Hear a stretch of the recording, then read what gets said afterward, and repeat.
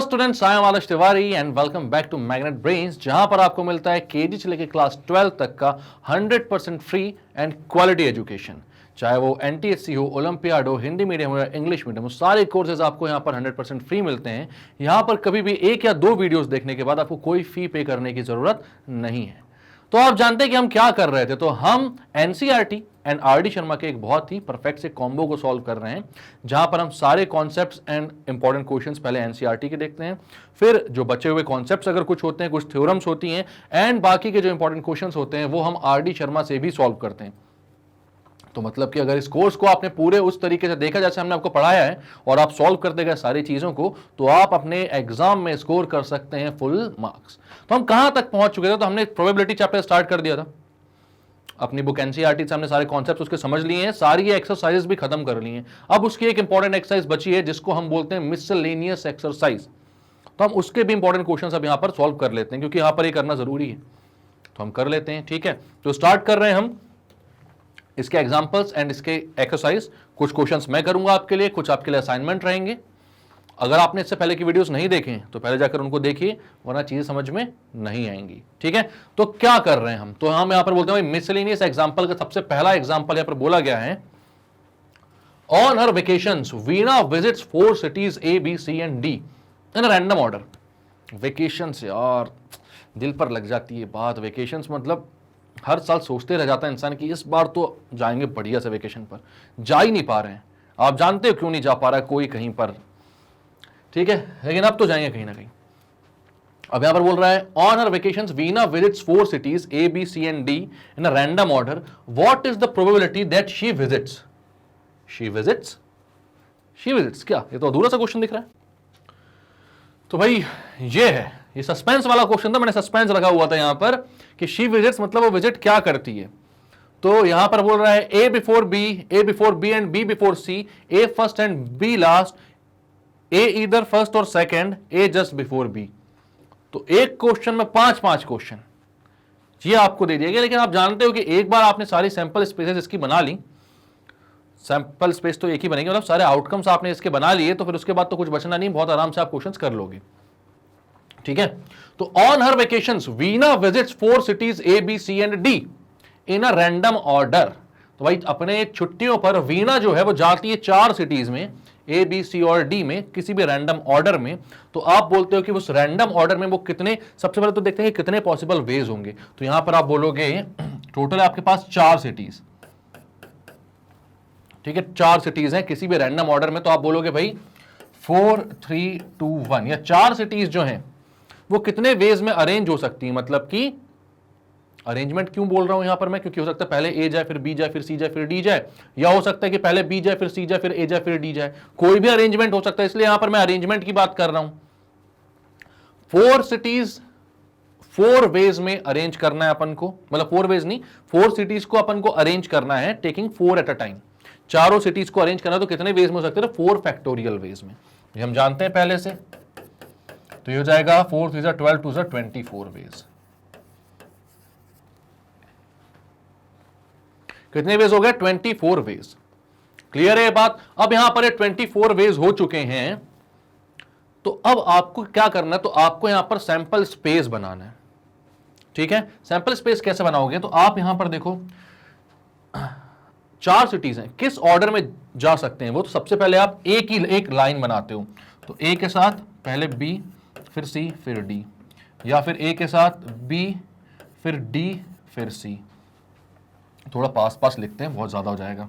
तो मैं बोला A B C D, A B D C, A C B D, A C D B, A D B C, A D C B.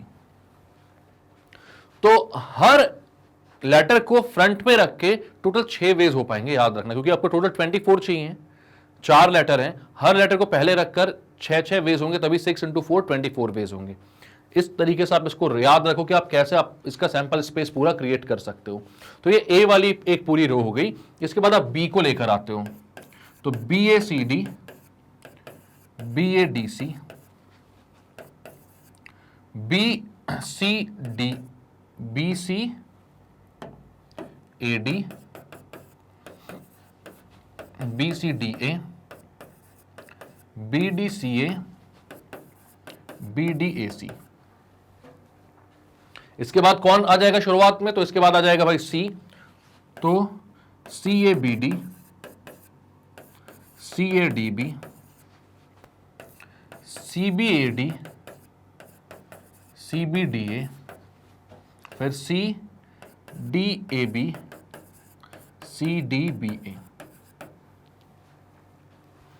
इसके बाद D को पहले रख लो, तो D A B C, D A C B, D C B A, D C A B, D, अच्छा B वाला नहीं आया अभी, वैसे मेरे को बी पहले करना है, चलो ठीक है बाद में कर लेंगे। मतलब क्या बी पहले बोल रहा था मैं, डी के बाद ए आ गया, डी के बाद बी आना चाहिए था, पहले अपन ने सी लिया है, कोई दिक्कत नहीं है। अब डी बी, तो D B A C and D B C A. तो ये टोटल 24 आपके सारे के सारे आउटकम्स यहां पर तैयार हैं आपके लिए। अब कोई सा भी क्वेश्चन उठाओ, बहुत आसानी से आप उसको सॉल्व कर सकते हो। ये हो गया आपका सैंपल स्पेस तैयार। फर्स्ट क्वेश्चन देखते हैं भाई, A before B. A before B मतलब कुछ भी हो, ए जो है उसको बी के पहले विजिट करना, चाहे ए पहला हो बी लास्ट हो, ए पहला हो बी दूसरा हो, ए पहला हो बी तीसरा हो, लेकिन ए जो है वो बी के पहले होना चाहिए। ए तीसरा हो तो बी चौथा होना चाहिए। तो हर वो कंडीशन देखो जहां पर ए जो है वो बी के पहले आ रहा है। तो भाई ये सारी 1 2 3 4 5 6 यहां पर हर जगह ए जो है वो बी के पहले आ रहा है, ठीक है। दूसरी रो में तो बी फर्स्ट है, तो भाई ए बी के पहले आ ही नहीं सकता। तीसरी रो में आते हैं, इसमें ए बी के पहले है, इसमें भी ए बी के पहले है, इसमें बी के बाद है ए, इसमें भी बी के बाद है, इसमें ए बी के पहले है। तो 1 2 3 4 5 6 7 8 9 टोटल हो गए। इसके बाद इसमें ए बी के पहले है, ए बी के पहले है, ए बी के पहले है, और कहीं है क्या? नहीं है। तो भाई 9 + 3 कितने हो गए? 12। तो 12 वेज आके आ गए हैं जिसमें ए जो है वो बी के पहले आ रहा है।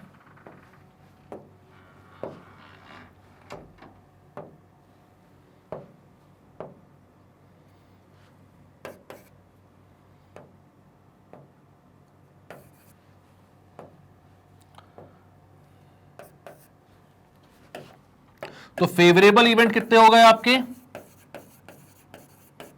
वो आ गए 12।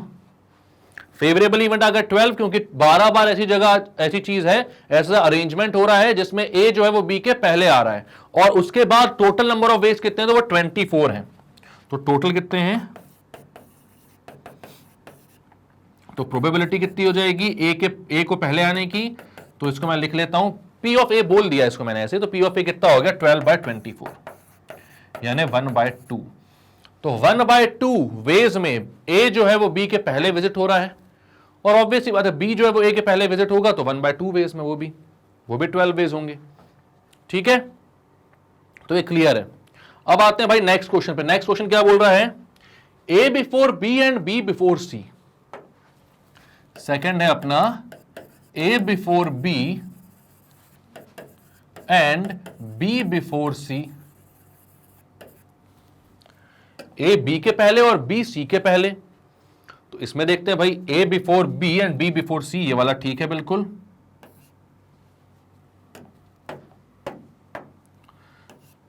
ए before B and B before C, ये भी ठीक है। ए बिफोर बी है लेकिन बी बिफोर सी नहीं है, यहां पर भी बी बिफोर सी नहीं है, ये भी ठीक है। A before B and B before C, ये सही नहीं है। अब इस रो में तो बी पहले आ रहा है तो पॉसिबल नहीं है, इस रो में सी पहले आ रहा है तो भी पॉसिबल नहीं है। इस रो में भाई हमें देखना है A before B and B before C होना चाहिए, तो ये वाला सही है। A before B and B before C, और कहीं नहीं है। तो आपके पास टोटल कितने वेज आ रहे हैं? 1 2 3 एंड 4, ठीक है, 4 वेज टोटल। तो ये हो जाएगा 4/24 यानी 1/6। थर्ड क्या बोल रहा है? तो थर्ड बोल रहा है ए फर्स्ट एंड बी लास्ट। तो ऐसा चाहिए है भाई आपको कि ए फर्स्ट आए और बी लास्ट आए। तो कितने पॉसिबल वेज हैं यहां पर?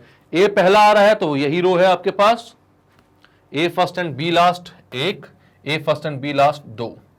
तो दो वेज है जहां पर ए पहला है और बी लास्ट है, तो ये हो जाएगा 2/12 यानी 2/24 यानी 1/12। यह आ गया आपका ए फर्स्ट एंड बी लास्ट की प्रोबेबिलिटी। इसके बाद फोर्थ वाला देखते हैं। फोर्थ क्या बोल रहा है, ए इधर फर्स्ट और सेकंड, ए या तो फर्स्ट आ जाए या फिर सेकंड आ जाए भाई ए, ठीक है, फर्स्ट आए या फिर सेकंड आए। तो फर्स्ट आए तो इधर में बोला गया था फर्स्ट वाला चलेगा आपको। फर्स्ट वाला कितना है 1 2 3 4 5 6 बेस हो गए फर्स्ट वाले। अब सेकंड वाले बेस देखते हैं। सेकंड वाला एक ये है, एक ये है, एक ये है, और एक ये है, एक ये है, एक ये है, और कहीं पर भी ए जो है वो सेकंड है नहीं, अपने अरेंज ही इस तरीके से किया है। तो आपने क्या बोला, ए इधर फर्स्ट और सेकंड, तो सेकंड में भी 6 बार है, फर्स्ट में भी 6 बार है, तो टोटल हो गया भाई 12/24 यानी 1/2। फिफ्थ वाला देखते हैं भाई। फिफ्थ वाला क्या है, फिफ्थ बोल रहा है ए जस्ट बिफोर बी। तो अब कैसे भी ऑर्डर में जाए लेकिन बी के जस्ट पहले ए को आना चाहिए। तो ए बी का जहां पे भी कॉम्बिनेशन बन रहा है, तो ए बी का कॉम्बिनेशन कहां कहां बन रहा है, ये रहा भाई ए जस्ट बिफोर बी, ए जस्ट बिफोर बी, और कहीं ए जस्ट बिफोर बी ये नहीं है, यहां पर ए जस्ट बिफोर बी नहीं है, यहां पर है ए जस्ट बिफोर बी, यहां पर भी ए जस्ट बिफोर बी नहीं है ये, तो यहां पर सिर्फ एक ही है, ये भी एक और है, दो यहां पर है ए जस्ट बिफोर बी, यहां पर भी दो ए जस्ट बिफोर बी है। तो 2 4 और 2 6, तो total A just before B वाले केस कितने हैं, तो 6 केसेस हैं। तो आप बोलोगे 6/24 यानी 1/4। ये सारे आंसर आ गए भाई आपकी। तो क्या किया आपने इस क्वेश्चन में, आपसे बोला गया था कि वीना को विजिट करना ए बी सी और डी 4 सिटीज हैं, किसी भी स्पेसिफिक ऑर्डर में विजिट नहीं करना, मतलब किसी भी ऑर्डर में वो विजिट कर सकती है, तो उसके अकॉर्डिंगली हमें प्रोबेबिलिटी चाहिए अलग अलग चीजों की कि भाई कितनी ऐसे प्रोबेबिलिटी आएगी कि वो ए सिटी पहले जाएगी और बाद में बी जाएगी। तो ए बिफोर बी का आपने निकाल लिया 12/24।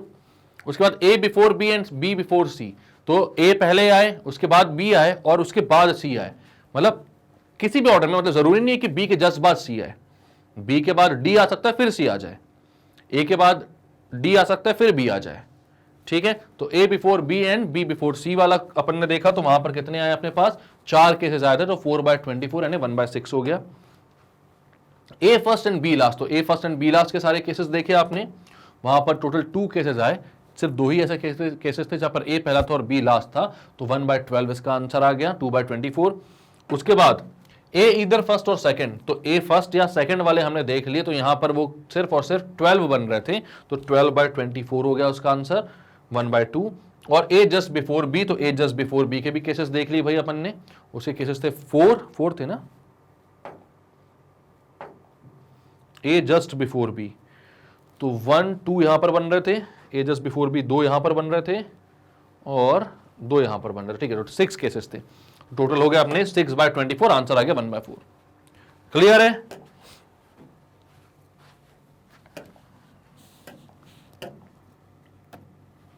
अब नेक्स्ट क्वेश्चन क्या बोल रहा है, find the probability that when a hand of 7 cards is drawn from a well shuffle deck of a card, मतलब 7 कार्ड्स आपने निकाले हैं, ठीक है, 7 कार्ड्स आपने ड्रॉ किए हैं,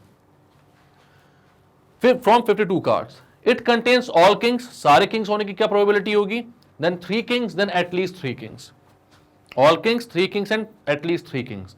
तो अब यहां पर आप जानते हो कि आपको 52 में से 7 को सेलेक्ट करना है, तो how many number of ways are there to select 7 cards out of 52 cards. तो सिलेक्शन की बात आ रही है, तो आप बहुत अच्छे से पता है आपको ये बात कि जब भी सिलेक्शन की बात होगी तो आपको कॉम्बिनेशन यूज करना है। तो आप बोलोगे number of veg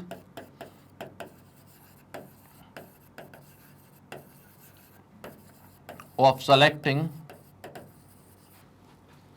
7 cards out of 52 cards, तो 52 कार्ड्स में से 7 कार्ड सेलेक्ट करने के नंबर ऑफ वेज हो जाएंगे 52C7। अब हमें प्रोबेबिलिटी चाहिए सारे किंग हो, तो 7 कार्ड्स हैं तो 7 किंग तो हो नहीं सकते हैं, total maximum number of Kings कितने होते हैं? 4 होते हैं। मतलब 4 में से सारे के सारे चारों किंग सेलेक्ट हो चुके हैं और बाकी बचे जो 3 कार्ड्स हैं वो कुछ और हो सकते हैं।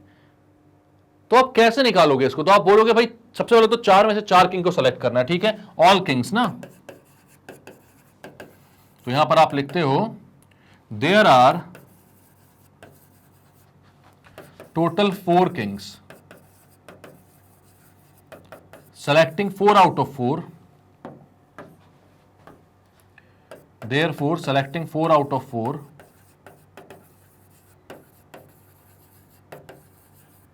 तो हो जाएगा 4C4 वेज। 4 में 4 को सेलेक्ट करना मतलब 4C4 वेज, ठीक है। अब 4 सेलेक्ट हो चुके हैं तो कितने सेलेक्ट करना और बाकी है? टोटल 7 सेलेक्ट करना था, बचे कितने सेलेक्ट करने के लिए? 3। और आपके पास कितने कार्ड्स बचे जिनमें से वो 3 कार्ड्स को सेलेक्ट करना है? तो बचे आपके पास 48 कार्ड्स, क्योंकि 4 जो किंग्स वाले कार्ड हैं वो तो आपने सेलेक्ट कर लिए हैं, 52 में से 4 चले गए, बचे 48 कार्ड्स, ठीक है। तो आप बोलोगे वेज ऑफ सेलेक्टिंग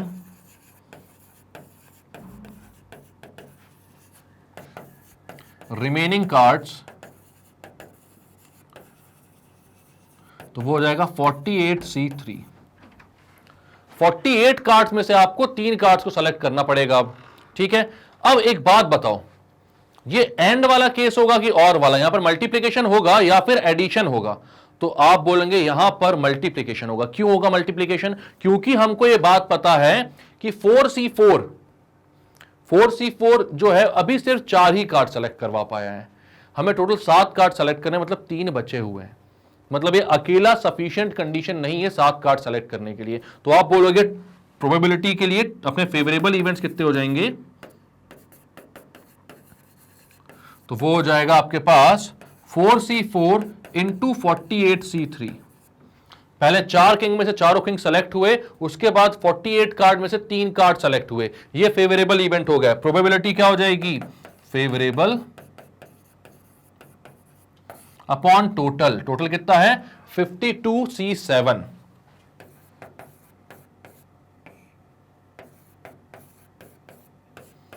ये आपका आंसर है। अब कॉम्बिनेशन का फॉर्मूला लगा के आप चाहो तो उसको सॉल्व कर सकते हो। तो एक बार चाहो नहीं, आप सॉल्व करके बताओ इसको। कॉम्बिनेशन तो सॉल्व करते आता होगा ना अपन ने किया हुआ परम्यूटेशन एंड कॉम्बिनेशन में। अगर आपको नहीं आता है तो भाई आपके लिए मैंने एनसीईआरटी एग्जाम्पलर आरडी शर्मा सब कुछ सॉल्व करके रखा परम्यूटेशन एंड कॉम्बिनेशन का, तो वहां जाकर आप जरूर इसको सॉल्व करें, ठीक है। उसको देख लें, अगर नहीं बनता तो उसको जरूर पढ़ लें। वैसे तो आपको बनता होगा, तो इस सॉल्व करके इसका आंसर जरूर दें मुझे, ठीक है। तो ये आ गया आपका फर्स्ट वाला। इसके बाद 3 किंग्स एंड फोर्थ है एटलीस्ट 3 किंग्स। तो अपन सेकंड पे आते हैं 3 किंग्स में।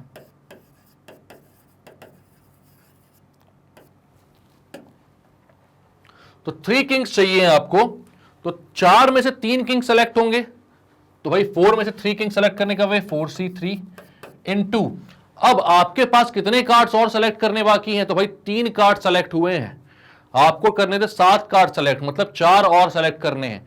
और उनको करने के लिए आपके पास कितने बचे हुए हैं? आपके पास क्या और दूसरे कार्ड्स, तो आपके पास टोटल और कार्ड्स बचे हुए हैं 48, ठीक है। क्योंकि 4 में से तो 3 को ही सेलेक्ट करने, ये बात पक्की है। इसमें हम 4 में से 3 सेलेक्ट करेंगे और ये नहीं बोल देंगे कि एक किंग भी तो बच गया, उसको वहां पर ऐड कर दो, 49 कार्ड में से एक सेलेक्ट करवा दो। मान लो अगर वो किंग भी सेलेक्ट हो गया तो चारों किंग सेलेक्ट हो जाएंगे। इसलिए आप याद रखना, 4 में से 3 किंग सेलेक्ट किया, उसके बाद वो जो किंग बचा हुआ है वहां पर वो सिलेक्शन के लिए अवेलेबल नहीं है, तो आपके पास बचे हैं 48 कार्ड्स और उसमें से 3 कार्ड सेलेक्ट करने हैं। तो 4 कार्ड सेलेक्ट करने हैं, तो 48C4 total 7 cards upon 52C7। ये हो गए आपके 3 किंग्स की प्रोबेबिलिटी। और अपन को निकालना है तीसरा किसका? At least 3 Kings. एटलीस्ट 3 किंग्स का क्या मतलब होता है? थोड़ा सा मुझे सोचकर बताएं।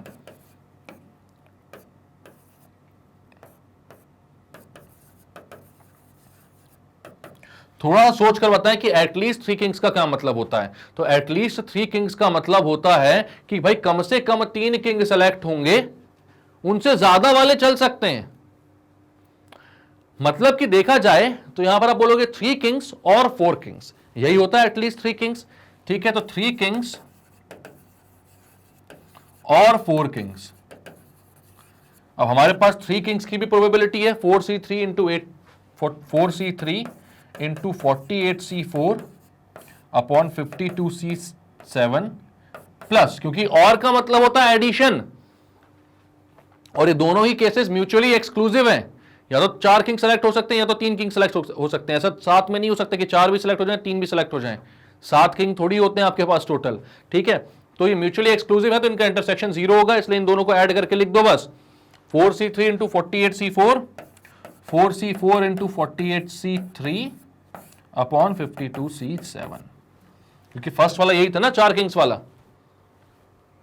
दोनों को ऐड करके लिख दो, आ जाएगा एटलीस्ट 3 किंग्स का मतलब कम से कम 3 किंग्स चाहिए, वो चलेंगे, उससे ज्यादा वाले चल सकते हैं। तो यहां पर ये है एटलीस्ट 3 किंग्स, मतलब ये है 3 किंग्स और ये है 4 किंग्स का, उन दोनों को ऐड कर दोगे तो एटलीस्ट 3 किंग्स की प्रोबेबिलिटी आ जाएगी। क्लियर है? तो क्या क्या किया आपने, यहां पर आपको बोला गया था कि एक well shuffle deck of a card में से 7 कार्ड्स आपको आपने ड्रॉ किए हैं, आपको बताना है कि क्या प्रोबेबिलिटी है कि उसमें चारों किंग आ जाएंगे। तो चारों किंग आ जाएंगे, तो हमने बोला भाई 4 में से 4 सेलेक्ट होने की मतलब जो नंबर ऑफ वेज होते हैं वो 4C4 होते हैं, और उसके बाद आपके पास 3 कार्ड्स और बचे सेलेक्ट करने के लिए, क्योंकि आपके पास 7 कार्ड्स थे सेलेक्ट होने के लिए। तो वो 3 कार्ड्स होंगे आउट ऑफ 48, क्योंकि 4 तो किंग्स अलग हो चुके हैं, टोटल 52 होते हैं, उसमें से 4 माइनस कर दो, तो 48 में से बाकी के 3 कार्ड सेलेक्ट होंगे, तो 48C3 लिख दिया। दोनों एंड की कंडीशन है, क्योंकि दोनों को साथ में होना जरूरी है, वरना 7 कार्ड्स नहीं सेलेक्ट हो पाएंगे। तो ये 4C4 into 48C3 upon 52C7 कर दिया आपने। सिमिलरली जब 3 किंग्स बोला तो भाई 4 में से 3 किंग सेलेक्ट हुए, और बचे हुए जो 4 पत्ते हैं आपके वो 48 में सेलेक्ट हुए, तो इसको ऐसा लिख दिया। उसके बाद एटलीस्ट 3 किंग्स में दोनों को ऐड कर दिया, आंसर आ गया आपका।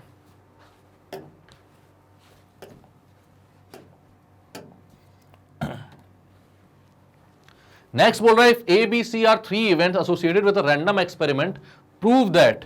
यहां पर बोल रहा भाई एबीसी 3 इवेंट्स हैं जो कि रैंडम एक्सपेरिमेंट्स एसोसिएटेड हैं, तो हमें प्रूव करना है P of A union B union C equals to P of A plus P of B plus P of C minus P of A intersection B minus P of intersection C minus P of B intersection C plus P of A intersection B intersection C.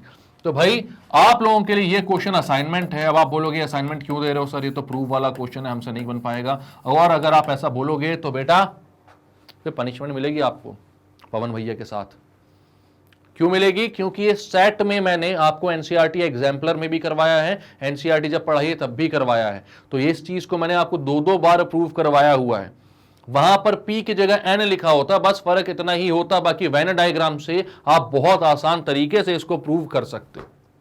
तो एक बार try करो, assignment है, इसका solution मुझे आप जैसे आप दे रहे हो टेलीग्राम ग्रुप पर वैसा दे दो, या फिर यहां पर आप लिख पाओ तो पूरा लिख कर बता दो कमेंट सेक्शन में भाई। क्लियर है? इसको क्लियर करते हैं, नेक्स्ट क्वेश्चन पे बढ़ते हैं अपन। In a relay race there are 5 teams A B C and D and E, ठीक है। What is the probability that A B and C finish first, second and third respectively? What is the probability that A B and C are first 3 to finish in any order? Assume that all finishing orders are equally likely। तो यहां पर बोल रहा भाई सारे finishing orders जो हैं वो इक्वली लाइकली, मतलब सारे में से कुछ भी कभी भी हो सकता है। ऐसा नहीं है कि एक के में आपने भैया मोटर मान दी है एक टीम में और बाकी सबको है छोड़े तो मोटर वाली जीती जाएगी, तो ऐसा कोई बायस्ड पंक्ति नहीं है यहां पर। आराम से आपको कोई भी टीम कभी भी जीत सकती है, इक्वली लाइकली इवेंट्स है, प्रोबेबिलिटी निकालनी है हमको, ठीक है। What is the probability that A, B and C finish first, second and third? मतलब कि ये परफेक्ट एक ही ऑर्डर में बोल रहे हैं ये लोग, ए बी सी और डी, ऐसे ए बी और सी, पहले 3 जो हैं वो ए आए बी आए और सी आए। तो सबसे पहले तो हम बोलते हैं यहां पर टोटल नंबर ऑफ अरेंजमेंट्स कितने हो सकते हैं, टोटल नंबर ऑफ अरेंजमेंट्स कितने हो सकते हैं।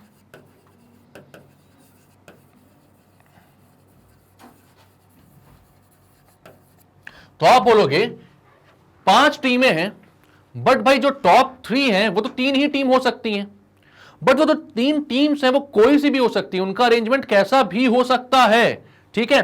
तो या तो आप वो आपने अगर परम्यूटेशन और कॉम्बिनेशन पढ़ा है मेरा वाला, मेरे से मतलब, तो आपको मालूम है वो जो स्लॉट बनाकर अपन करते थे, आपके पास 3 स्लॉट्स हैं, आपको टॉप 3 में आना है ना, तो आपके पास स्लॉट्स कितनी है, 3 स्लॉट्स हैं। उसको फिल करने के लिए आपके पास 5 टीमें हैं, ठीक है। तो पहले स्लॉट को फिल करने के लिए 5 टीम्स में से कोई भी जगह ले सकती है, बट अगर एक टीम यहां पर आ गई तो वो दूसरे स्लॉट में नहीं आ सकती, तो इसको फिल करने के लिए आपके पास 4 टीम्स हैं और इसको फिल करने के लिए आपके पास 3 टीम्स हैं। मतलब 5 इंटू 4 इंटू 3 मतलब कि 5 4 20 इंटू 3 मतलब 60 वेज। तो यहां पर टॉप 3 में आने के टोटल 60 वेज हैं आपकी 5 टीमों के पास। या तो आप ये स्लॉट वाला वे करो, या फिर डायरेक्टली आप जानते हो कि आपको 5 को 3 वेज में अरेंज करना है, मतलब 5p3 परम्यूटेशन। तो यहां पर क्या हो जाएगा, और लिख लेना ना भाई, दोनों चीजें में से एक ही करना है कुछ। तो हो जाएगा 5 फैक्टोरियल अपॉन 5 माइनस 3 फैक्टोरियल, यानी कि 5 फैक्टोरियल अपॉन 2 फैक्टोरियल, यानी कि 5 into 4 into 3 into 2 factorial upon 2 factorial. ये cancel out, answer again 60 ways. तो दोनों में से कैसा भी कर सकते हो आप। 5 आपके पास टीमें हैं, आपको उनको 3 वेज में अरेंज करना है, क्योंकि आपको पता है कि भाई टॉप 3 होता है ना, कोई भी टॉप 3 में आएगा। तो 5p3 वेज। क्लियर है। तो ये आपके टोटल नंबर ऑफ अरेंजमेंट्स हो गए। अब इसमें से क्या बोल रहा है, what is the probability that A B and C finishes first. तो यार ए बी और सी एक पर्टिकुलर ऑर्डर है कि पहले ए आ रहा है, फिर बी आ रहा है, पर सी आ रहा है, फिर सी आ रहा है, और वो एक ही वे में होगा। वो एक ही वे में होगा कि ए फर्स्ट, बी सेकंड और सी थर्ड। तो आप बोलोगे A first, B second and C third can occur in only one way। इसका सिर्फ एक ही वे है, और कोई वे नहीं बता सकते आपकी ए बी और सी फर्स्ट सेकंड और थर्ड, और किसी भी में आ सकते हैं कि बी पहले आ जाए फिर भी भाई वो बोल दे कि नहीं ए तुम ही फर्स्ट हो। ऐसा तो नहीं होता ना। तो भाई ए फर्स्ट आएगा, बी सेकंड आएगा, सी थर्ड आएगा, एक ही वे होगा। और टोटल नंबर वेज 60 है, तो प्रोबेबिलिटी क्या हो जाएगी, तो हो जाएगी 1/60। क्योंकि ए के फर्स्ट, बी के सेकंड और सी के थर्ड आने के सिर्फ एक ही वे है, मतलब ये एक पर्टिकुलर ऑर्डर है, एक पर्टिकुलर आउटकम है ये ए बी सी। इसके बाद बोल रहा है what is the probability that A B and C are first 3 to finish. अब ये अलग अलग तरीके से हो सकता है। ए बी और सी को फर्स्ट 3 होना है, तो हो सकता है पहले ए आए, फिर बी आए, फिर सी आए, या फिर हो सकता है पहले बी आए, फिर सी आए, फिर ए आए, फिर बी ए सी आए। तो टोटल नंबर ऑफ वेज कितने हो सकते हैं इसके। तो आप बोलोगे इसके टोटल नंबर ऑफ वेज हो सकते हैं 3 फैक्टोरियल वेज, क्योंकि आपके पास तीन आपके पास क्या है, 3 आपके पास टीम्स हैं, और उनको पहले 3 प्लेसेस में अरेंज करना है। तो 3 टीम्स को 3 प्लेस में अरेंज करना, तो 3 फैक्टोरियल वेज। तो आप बोलोगे A B and C can finish at the top 3 spots. 3 team 3 spots, तो कितने वेज, इन 3 फैक्टोरियल वेज। तो 3 फैक्टोरियल कितना होता है, 6।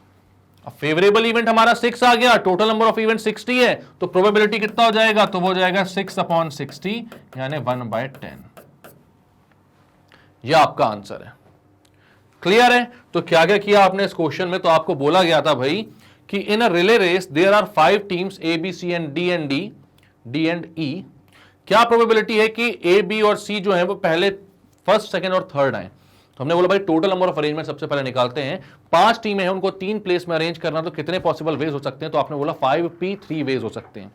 अरेंजमेंट निकालना है भाई, स्लॉट्स हैं आपके पास वैसे भी, तो आपने बोला 5 इंटू 4 इंटू 3 ये आपके स्लॉट हो सकते हैं। इसके बाद आपने बोला कि टोटल कितना आ गया, तो ये हो गया भाई 60 वेज। इसके बाद जो हमको सॉल्व करना था वो था कि what is the probability that A B and C finish first, second and third. तो ए को फर्स्ट, बी को सेकंड और सी को थर्ड आना है, तो ये सिर्फ एक ही वे में हो सकता है, जब ए फर्स्ट आए, बी सेकंड आए और सी थर्ड आए। तो वो एक वे हो गया, 1/60 आपकी प्रोबेबिलिटी हो गई। इसके बाद ए बी और सी फर्स्ट 3 हो, कोई भी फर्स्ट, कोई भी सेकंड, कोई भी थर्ड आ सकता है, तो इसके कितने नंबर ऑफ अरेंजमेंट हो जाएंगे। तो आपने बोला 3 टीम्स हैं, 3 स्पॉट्स में अरेंज करना, तो 3 फैक्टोरियल वेज। 3 फैक्टोरियल होता है 6, तो 6/60 इसका आंसर है।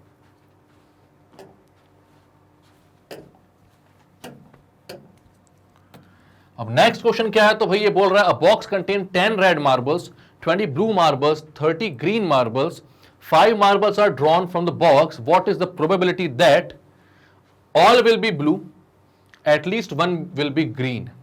तो यहां पर प्रोबेबिलिटी पूछ रहा है भाई क्या प्रोबेबिलिटी होगी कि सारे के सारे ब्लू होंगे या कम से कम एक तो ग्रीन होगा। तो आप बोलते हो सबसे पहले तो भाई total number of ways of selecting, कितने में से कितना करना भाई, टोटल कितने आपके पास, 20 प्लस 10 प्लस 20 30 प्लस 30 60 में से 5 मार्बल सेलेक्ट करने, तो आप बोलोगे 5 मार्बल्स आउट ऑफ 60 मार्बल्स। तो वो आपको पता है भाई 60 में से 5 सेलेक्ट करने के लिए हो जाते हैं 60C5। इसके बाद हम उनसे पहला वाला बोल रहा है कि ऑल विल बी ब्लू, सारे ब्लू मार्बल्स होने की क्या प्रोबेबिलिटी होगी। तो ये भाई आप देखोगे कि भाई अगर ब्लू जो है सारे के सारे पांचों मार्बल्स जो है वो ब्लू से ही सेलेक्ट हो, मतलब कि इन 20 में से 5 मार्बल सेलेक्ट करने के नंबर ऑफ वेज अगर हमें पता हो तो हम उसकी प्रोबेबिलिटी निकाल लेंगे। तो आप बोलोगे यहां पर number of ways of selecting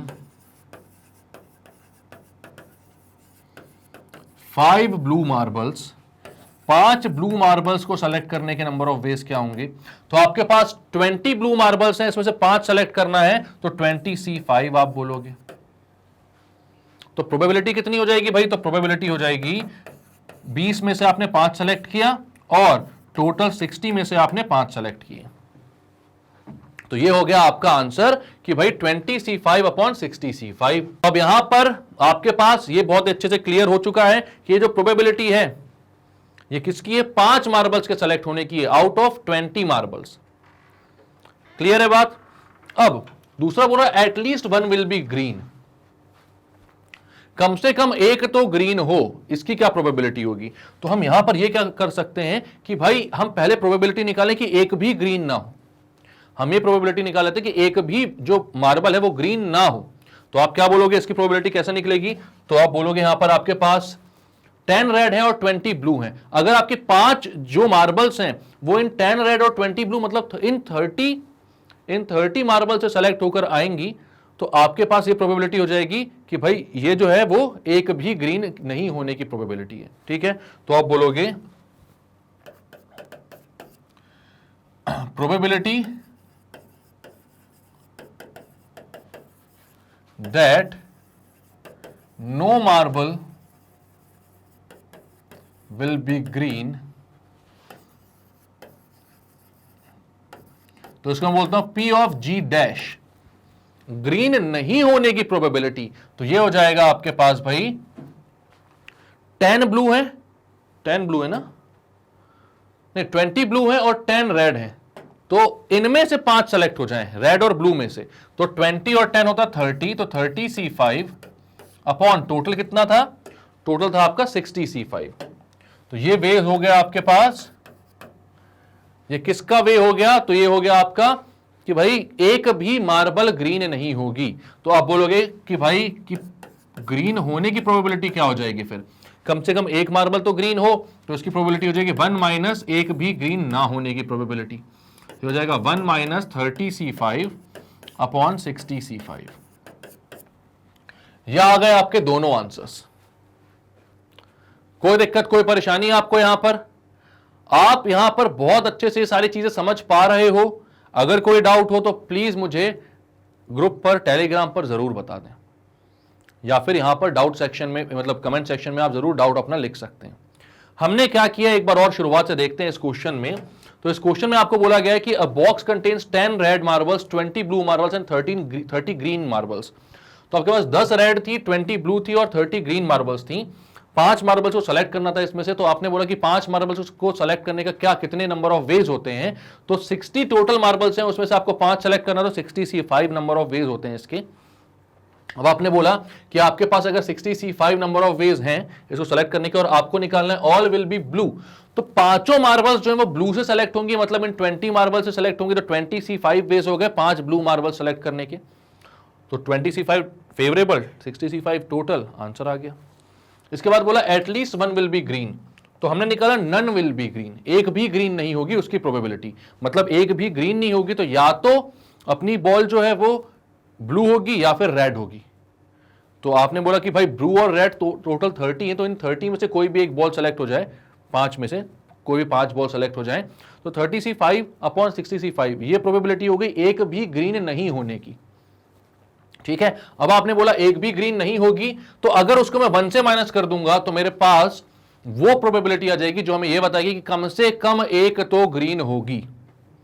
तो 1 में से आपने 30C5 अपॉन 60C5 को माइनस कर दिया, आंसर आ गया आपका। क्लियर करते हैं हम इसको।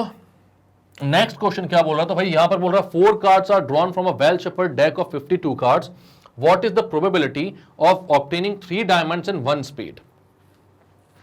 तो भाई 4 कार्ड्स को ड्रॉ किया गया है एक वेल शफल्ड कार्ड में से। कितने कार्ड चाहिए आपको? 4 कार्ड चाहिए, याद रखना इस बात को, ठीक है। क्यों याद रखने को बोल रहा हूं? क्योंकि आपको बोला गया है कि आपको 3 डायमंड चाहिए। टोटल नंबर ऑफ डायमंड्स कितने होते हैं? तो डायमंड्स होते हैं आपके पास भाई हर टाइप के 13 पत्ते।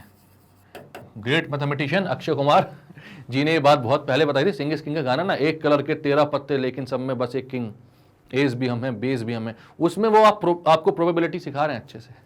सुना है आपने गाना कि नहीं सुना है? जल्दी से बताओ। अच्छा ये भी बताओ आप लोगों के फेवरेट हीरो कौन है, और अभी आप कौन सी मूवी अच्छे से देख रहे हो, आपकी फेवरेट कौन सी मूवी चल रही है ये भी बताइएगा। बीच बीच में ये सारी चीजें बताते रहोगे तो एक दूसरे को जानने को मिलता है ना, जानने पहचानने से। अच्छा एक चीज और देखी यार मैंने, पता, अगर आपको किसी के लाइक्स और डिसलाइक्स पता है, इवन सिर्फ इतना ही पता है कि किसको कौन सा हीरो और कौन से किस टाइप की मूवीज पसंद है, तो उससे आप उसकी ना मतलब थिंकिंग को समझ सकते हो कि ये किस तरीके के समझता है चीज़ों को और इसको किस तरीके से समझाई जानी चाहिए, तो इसको ज़्यादा चीज़ें समझ में आएंगी। मैंने इसको बहुत प्रैक्टिकली ऑब्जर्व किया है और करके देखा है, और सच में मैं काफ़ी सारा मतलब जगह में सक्सेसफुल रहा हूँ। तो ये भी बता देना, अपने पास इंटरेक्शन रहेगा सारी चीज़ों का, मुझे समझ में आएगा, हाँ भाई मुस्कान जी को है समझ में आता है, अर्जुन जी को है समझ में आता है, आयुष जी को है समझ में आता है, तो उससे हमको समझाने में आसानी होगी ना। ठीक है चलो, तो what is the probability of obtaining 3 diamonds and 1 spade. तो डायमंड्स टोटल कितने होते हैं? तो ये होते हैं 13 डायमंड्स होते हैं 13।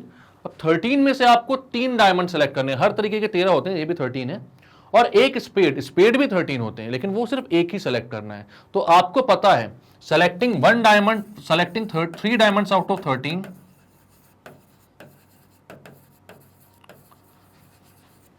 हो जाएगा 13C3। सेलेक्टिंग 1 स्पेड, तो भाई 13 स्पेड्स में से एक ही स्पेड सेलेक्ट हो रहे हैं। अच्छा दोनों जो चीजें हैं वो एक साथ करनी है आपको, साइमल्टेनियसली करनी है, ये बात पता है ना आपको, इसमें कोई दिक्कत तो नहीं है। क्यों एक साथ करनी है? क्योंकि ये दोनों मिलकर ही 4 कार्ड्स आपको सेलेक्ट करवा पाएंगी, इंडिविजुअली एक इवेंट कोई नहीं यहां पर फॉर्म कर पाएगा। तो आप बोलोगे प्रोबेबिलिटी क्या हो जाएगी? तो हो जाएगी भाई 13C3 into 13C1 upon 52C4। 52C4 क्यों? क्योंकि भाई 4 कार्ड्स 52 में सेलेक्ट कर रहे हो ना आप, तो 4 में से 52 में से 4 कार्ड सेलेक्ट करने की जो प्रोबेबिलिटी है, जो नंबर ऑफ वेज हैं, वो होते हैं 52C4। 52 में से 4 को सेलेक्ट करना है। उसके बाद आपको 3 डायमंड चाहिए, तो 13 डायमंड होते हैं, 13 में से 3 को सेलेक्ट किया, इनटू एक स्पेड भी चाहिए साथ में ही, तो 13C1 किया। ये हो गया आपका आंसर। अब ये आंसर्स आप निकालते हुए चलना, बहुत ज्यादा बड़ा कैलकुलेशन होगा तो मत करना, बट जहां तक आप कर पा रहे हो उसका आंसर जरूर मुझे बताते जाना। तो नेक्स्ट क्वेश्चन क्या बोल रहा है? A die has 2 faces each with number 1, 3 faces each with number 2 and 1 face with number 3। मतलब एक डाई है, उसमें 2 फेस हैं जिसमें 1 और 1 आ रहा है, 3 है जिसमें 2 आ रहे हैं, 2 आ रहा है। मतलब आप जब डाई थ्रो करोगे तो 2 2 2, मतलब कभी भी एक बार 2 आ जाएगा, फिर 2 आ सकता है, फिर 2 आ सकता है। मतलब यहां पर 1 2 और 3 ही आ रहे हैं, वैसे इनसे बड़े नंबर्स नहीं आ रहे हैं, ठीक है। और एक बार आ रहा है 3।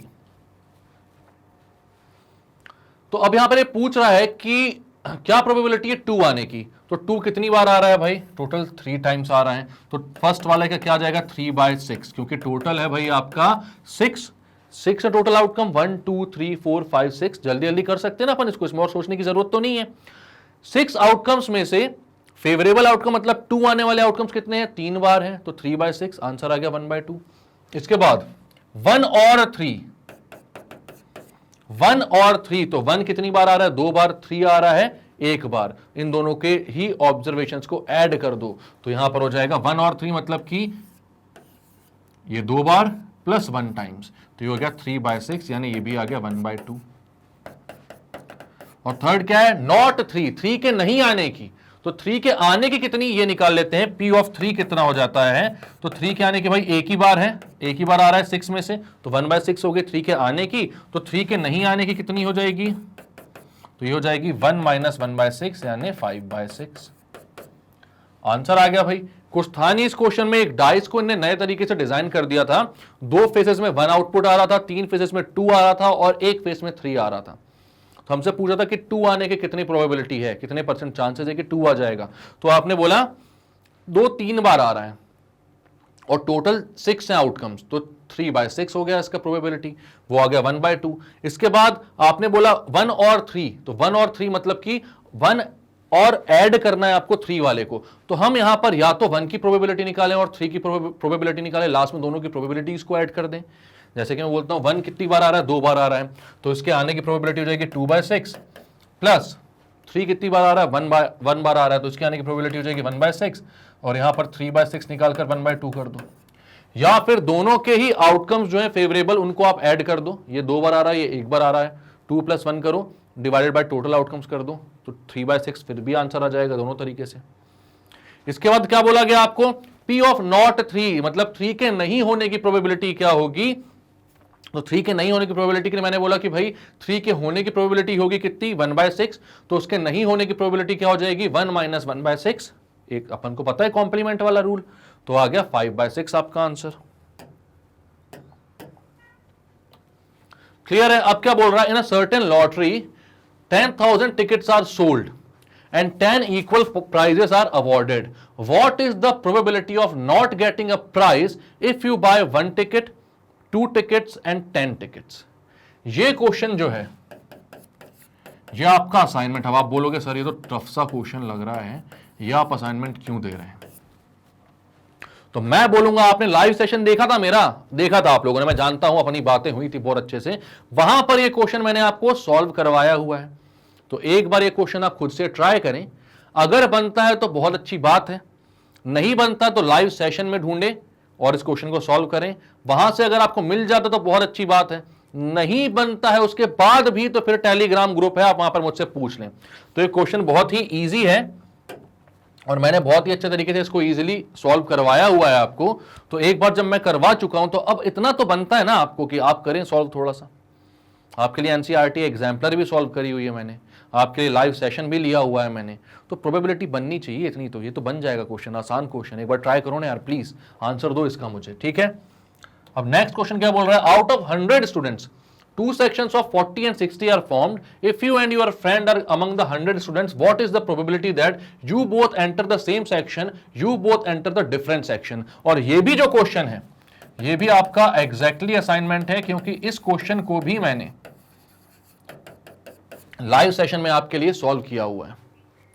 तो अगर ये क्वेश्चंस मैंने आपके लिए सॉल्व किए हुए हैं तो आप उनको जाकर देखिए, ट्राई कीजिए, नहीं बनता तो फिर मुझसे आप पूछ सकते हैं, ठीक है। वहां पर एनसीईआरटी एग्जाम्पलर से ही मैंने क्वेश्चन लिए थे, क्योंकि अच्छे क्वेश्चंस होते हैं ये और ये हमें बनने चाहिए, इसलिए वहां पर अपन ने सॉल्व किया था, ठीक है। तो एक बार ट्राई कीजिए इसको, तो ट्राई करके आंसर आप मुझे दे दीजिए और अपन आगे चलते हैं नेक्स्ट क्वेश्चन पे, क्योंकि ये करवाए हुए क्वेश्चन है तो ये बन जाने चाहिए आपसे, और नहीं बनते तो फिर आपको पता ही है क्या करना है। अब क्या बोल रहा है, 3 letters are dictated to 3 persons and an envelope is addressed to each of them. 3 letters हैं, ठीक है, और 3 पर्सन्स को वो भेज रहे हैं, ठीक है। 3 अलग अलग लेटर्स हैं भाई, 3 लोगों को अलग अलग लेटर्स भेज रहे हैं, और हर के साथ एक एनवलप भी है जो कि उनके एड्रेस का है, ठीक है। The letters are inserted into the envelopes at random so that each envelope contains exactly 1 letter. Find the probability that at least 1 letter is in its proper envelope. अब ये क्वेश्चन जो है मतलब बहुत ज्यादा टफ नहीं है बट लॉजिकल है। मतलब क्या होता है ना, कई बार इसको पढ़ने के बाद लोग कंफ्यूज हो जाते हैं कि करना कैसे इसको। इसमें सबसे बेसिक जो चीज आप आज तक प्रोबेबिलिटी के लगाते आए हो सिर्फ वही लगाना है। पहले आपको सारे आउटकम्स निकालने हैं, टोटल नंबर ऑफ आउटकम्स आ जाएंगे, उसके बाद फेवरेबल आउटकम निकालना है और फिर डिवाइड कर देना, आपके पास प्रोबेबिलिटी आ जाएगी, ठीक है। लेकिन अब यहां पर आप वो आउटकम्स बनाओगे कैसे, तो आपके पास क्या है, आपको वो बोल रहा है भाई 3 लोग हैं, सबको एक एक लेटर लिखे, तो टोटल नंबर ऑफ लेटर्स कितने हो गए, तो 3 हो गए, ठीक है। टोटल नंबर ऑफ लेटर्स हो गए 3,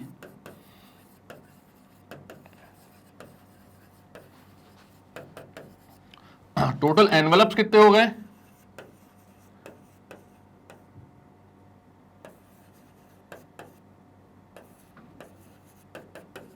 वो भी 3 हो गए।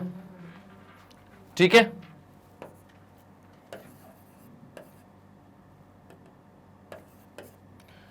ठीक है। अब आपके पास एनवलप 3 है, आपके पास लेटर्स 3 हैं। आपको ये पता है कि भाई एक लेटर आपने राजू को लिखा है, तो भाई वो उसी के पास जाना चाहिए। ठीक है, दूसरा लेटर आपने श्याम को लिखा है तो उसी के पास जाना चाहिए। अब राजू और श्याम हो चुके तो तीसरा लेटर किसको लिखोगे? आप जानते हो ना, तीसरा लेटर किसको लिखोगे? बाबू राव को भाई। तो तीसरा लेटर आपने बाबू राव को लिखा है तो उसके पास जाना चाहिए। अब 3 लेटर हैं, तीनों अपनी अपनी जगह जाना चाहिए। और एनवलप भी भाई उनके एड्रेस के हिसाब से, राजू के लेटर के ऊपर राजू का एनवलप का एड्रेस है, राजू के एड्रेस को लिखा हुआ है उसके एनवलप के ऊपर, है ना, राजू का लेटर जहां पर है। उसके बाद जिस एनवलप में श्याम का लेटर है उसमें श्याम का एड्रेस लिखा होना चाहिए, और जिस एनवलप में बाबू राव का अपना लेटर है उसमें बाबू राव का एड्रेस लिखा होना चाहिए। अब बात यहां पर ऐसी है कि भाई यहां पर बैठा दिया गया किसको? पवन भाई को, कि आप इन लेटर को वहां तक पहुंचाओ। तो ये क्या है, ये जल्दी जल्दी काम करके फिर फ्री होना चाहते हैं कि भाई बाद में फिर सोएंगे मस्त आराम से। तो इन्होंने रैंडमली कोई सा लेटर किसी भी एनवलप में डाल दिया और भेज दिया, जाए हमको क्या करना है।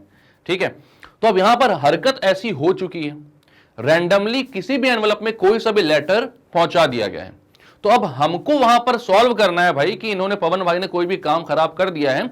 अब आप कैलकुलेट करते बैठो कि कितनी प्रोबेबिलिटी है कि कम से कम एक लेटर तो सही आदमी को गया होगा, कम से कम एक लेटर तो सही आदमी को गया होगा। अब इसकी प्रोबेबिलिटी निकालने के लिए आपको फिर इतनी मेहनत करनी पड़ेगी। सबसे पहले तो सारी जो प्रोबेबिलिटी, सारे जो आउटकम्स है वो निकाल लो कि सारे कौन से लेटर किस में जा सकता है। ठीक है, तो आप बोलते हो 3 लेटर्स हैं आपके पास, तो 3 लेटर्स को L1, L2 एंड L3 से आप डिनोट करते हो, और 3 एनवलप्स हैं तो एनवलप्स को आप डिनोट करते हो E1, E2 एंड E3 से। अब भाई पवन भाई बैठे हुए थे नशे में, मतलब नशे में नहीं थे, नॉर्मल बैठे हुए थे, बट जल्दी जल्दी में उन्होंने क्या किया कि कोई सभी अलग अलग आपने कॉम्बिनेशन बना दिया। L1 में E1 डाल दिया, L2 में E2 डाल दिया, L3 में E3 डाल दिया, ऐसा कुछ भी कर दिया।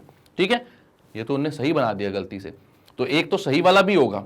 तो भाई आप अलग अलग कॉम्बिनेशन बनाते हो। ठीक है, पहला एक कॉम्बिनेशन बन सकता है, आपने बोला लेटर्स यहां पर कितने हैं, ये हैं, और एनवलप्स क्या हैं, तो ये है। ठीक है, अब पहला कॉम्बिनेशन उन्होंने बोला कि लेटर 1 में एनवलप 1 डाल दिया, सॉरी एनवलप 1 में लेटर 1 डाल दिया, लेटर 2 और एनवलप 2 का एक बना, और लेटर 3 और एनवलप 3 का एक कॉम्बिनेशन बना। अब इसके बाद इन्होंने बोला लेटर 1 में एनवलप 1, लेटर 2 में एनवलप 3 हो गया, और लेटर 3 के साथ एनवलप 2 आ गया। अब आप बोलते हो लेटर 1 में एनवलप 2 हो गया, लेटर 2 में एनवलप 3 हो गया, और लेटर 3 में एनवलप 1 हो गया। इसके बाद आप क्या बोल सकते हो, लेटर 1 में एनवलप 2 हो गया, लेटर 2 में एनवलप 1 हो गया, और लेटर 3 में एनवलप 3 हो गया। अलग अलग कॉम्बिनेशंस बनाना है ना, तो लेटर 1 को पहले एनवलप 1 के साथ बनाओ, और बाकी दोनों लेटर्स को यहां पर शफल करते जाओ। बचे कौन कौन से? 2 और 3, तो एक बार L2 E2 बन जाएगा, L3 E3 बन जाएगा, एक बार L2 E3 बन जाएगा, L3 E2 बन जाएगा। ये कैसे आउटकम्स बनाने हैं ये बता रहा हूं मैं। इसके बाद लेटर 1 के दोनों कॉम्बिनेशन हो गए एनवलप 1 के साथ, अब एनवलप 2 को ले आओ लेटर 1 के साथ, लेटर 1 एनवलप 2, बचे कौन कौन से? Envelope 1 and envelope 3। तो पहले L2 E3 बन जाएगा, L3 E1 बन जाएगा, फिर L2 E1 बन जाएगा, L3 E3 बन जाएगा। इन दोनों को आपस में शफल कर दो। अब यहां पर भी दोनों कॉम्बिनेशंस हो गए एनवलप 2 और लेटर 1 के। अब लेटर 1 और एनवलप 3 के कॉम्बिनेशंस ले आओ, तो लेटर 1 एनवलप 3, बचे कौन कौन से? एनवलप 2 और एनवलप 1, तो उनको आप लेटर 2 और लेटर 3 के साथ बना दो। Letter 2 envelope 2, letter 3 envelope 1, letter 1 envelope 3, letter 2 envelope 1, letter 3 envelope 2। ये हो गए आपके टोटल पॉसिबल आउटकम्स। कितने हो रहे हैं? तो 1 2 3 4 5 6, तो टोटल आउटकम्स कितने हो गए आपके पास? अब आप ये कंफ्यूज मत हो ना, इसको एक आउटकम, इसको दूसरा आउटकम, इसको तीसरा आउटकम, ऐसे मत ले लेना भाई। यहां पर आपके पास एक साथ तीन मतलब लेटर्स और एनवलप के कॉम्बिनेशन बनने हैं एक ही आउटकम में। ठीक है, तो यहां पर आपको ये चीज समझते हुए चलनी है भाई कि ये एक आउटकम, ये दूसरा, ये तीसरा, ये चौथा, ये पांचवा, ये छठवा, टोटल आउटकम कितने हो गए? 6 आउटकम्स हो गए। अब हमारे फेवरेबल आउटकम्स कितने हैं? तो फेवरेबल आउटकम्स में आते हो आप,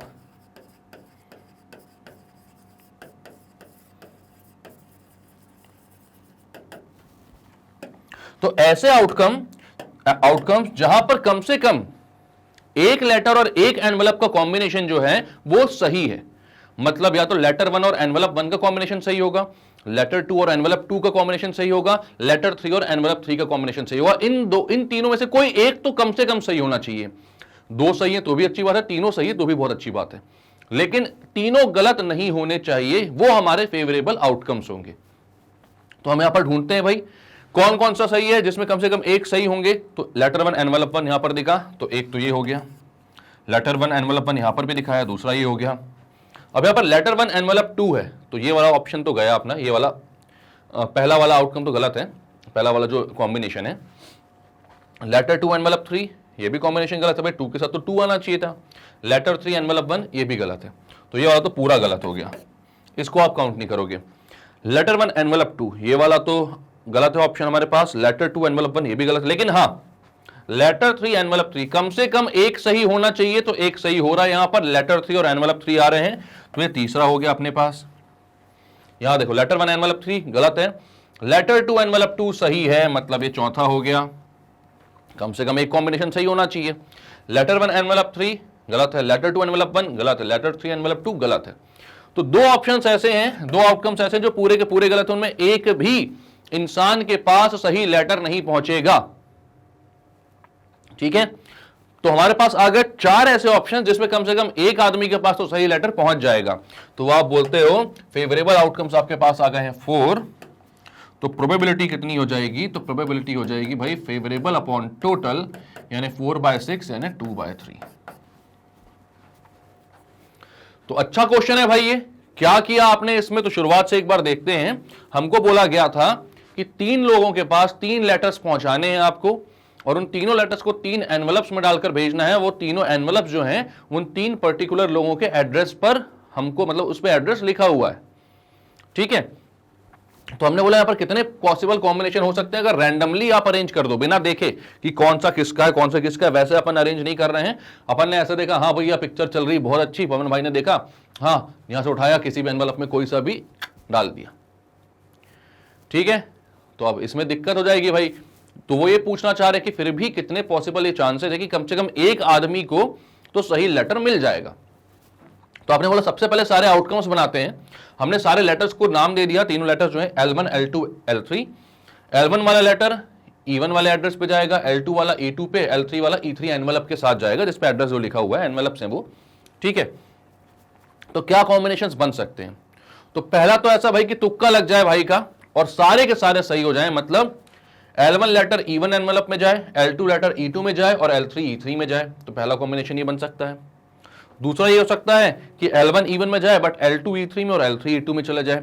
ऐसे ही हमने शफल करते हुए टोटल सारे आउटकम्स बना लिए, और कितने आउटकम्स आए? तो 6 आउटकम्स आ गए।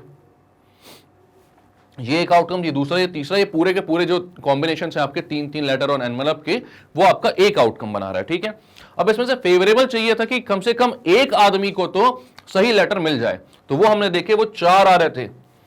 अच्छा, 4 कॉम्बिनेशन थे जिसमें कम से कम एक आदमी को तो सही लेटर मिल जा रहा था। तो फेवरेबल आ गया, टोटल आ गया, आपने डिवाइड किया तो प्रोबेबिलिटी मिल गई।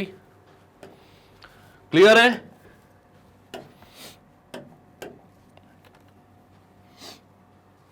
अब नेक्स्ट क्वेश्चन क्या बोल रहा है? A and B are two events such that P of A equals to 0.54, P of B equals to 0.69 and P of A intersection B is equal to 0.35। ये सब दिया हुआ है, हमें निकालना P of A union B, P of A intersection B, sorry P of A dash intersection B dash, P of A intersection B dash and P of B intersection A dash। चलो, तो बहुत ही आसान question है ये। आपको सारे formulas याद है कि नहीं? सबसे पहले तो ये बताओ। इतने सारे क्वेश्चंस किए हमने, आपको मैंने सारे फॉर्मूलेज बताए हैं, तो आपको ये सारे फॉर्मूलेज आते हैं या फिर नहीं आते हैं, ये बता दें आप मुझे जल्दी से। अगर आते हैं तो बहुत अच्छी बात है, नहीं आते हैं तो भाई आपको पढ़ना पड़ेगा फिर से। सारे जो वीडियोस बनाए हैं मैंने उनको देख लीजिए। ठीक है, चलो, तो P ऑफ A कितना है? 0.54, P ऑफ B कितना है? 0.69, P of A intersection B कितना है, तो 0.35। आपको निकालना है P of A union B, और इसका फॉर्मूला क्या होता है, तो आप बोलेंगे P of A union B का फॉर्मूला होता है P of A plus P of B minus P of A intersection B. सारी वैल्यूज पुट कर दो, आंसर आ जाएगा। तो ये हो जाएगा 0.54 प्लस 0.69 माइनस 0.35। तो कितना आ जाएगा भाई, 70 प्लस 53 कितना हो जाएगा, तो हो जाएगा 123। 123 में से आपको 30 माइनस करना है, तो वो हो जाएगा आपका 93। उसमें से 5 माइनस करोगे तो आपके पास आ जाएगा 88। ठीक है, तो आप करके भी देख लो भाई, कहीं कुछ एक आध दो का मिस्टेक ना हो जाए। तो ये हो गया 9 4 13 और ये हो गया 123, माइनस करना है आपको कितना, 35। तो ये हो जाएगा भाई आपका 8 और ये हो जाएगा 8, तो 88 आएगा। 0.88 आपकी इसकी probability.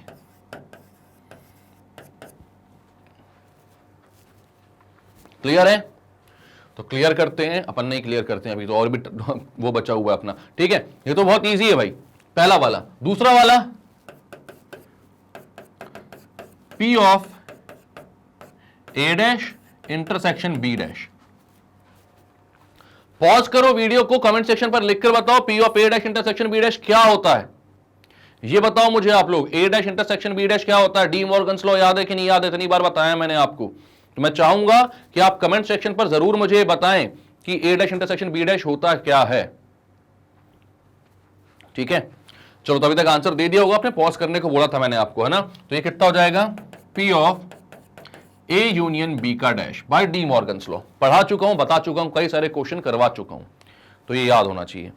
A dash intersection B dash को आप A यूनियन B का डैश बोल सकते हो। दोनों का डैश तो यहां पर, डैश को कॉमन निकाल लो और इंटरसेक्शन को यूनियन में कन्वर्ट कर दो।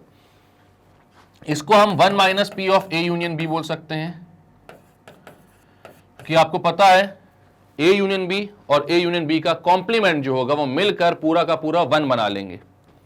ठीक है, तो यहां पर ये हम जानते हैं इस बात को। तो ये P of 1 minus P of A union B हो गया। P of A union B था 0.88, तो 1 माइनस 0.88 कर दो आप, तो ये कितना आ जाएगा, 0.12। तो A के भी ना होने की और B के भी ना होने का, जो एक साथ नहीं होने का, दोनों की जो प्रोबेबिलिटी है वो 0.12 है। ठीक है, इसके बाद आपको निकालना है third, P of A intersection B dash. Pause करो, इसका भी फॉर्मूला बताओ। A इंटरसेक्शन B डैश कैसे निकालते हैं अपन, कैसा फॉर्मूला होता है इसका? A इंटरसेक्शन B डैश को कैसे निकालोगे आप? आंसर भी बता देना भाई, अब फॉर्मूला बताओगे तो आंसर भी बता देना, इजी है बहुत। तो A इंटरसेक्शन B डैश क्या होता है, तो वो होता है भाई P of A minus P of A intersection B। सारी चीजें करवाई हुई हैं आपको ना मैंने।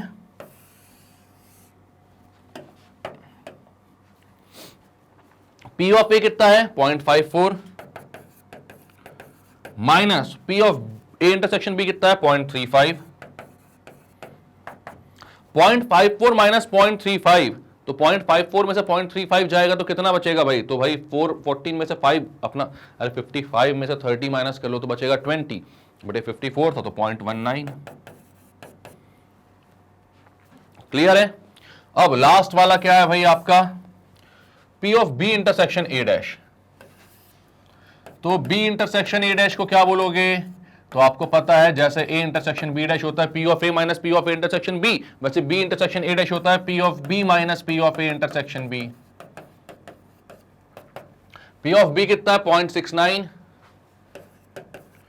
माइनस 0.35, तो ये कितना बच जाएगा भाई? तो ये बच जाएगा 0.34।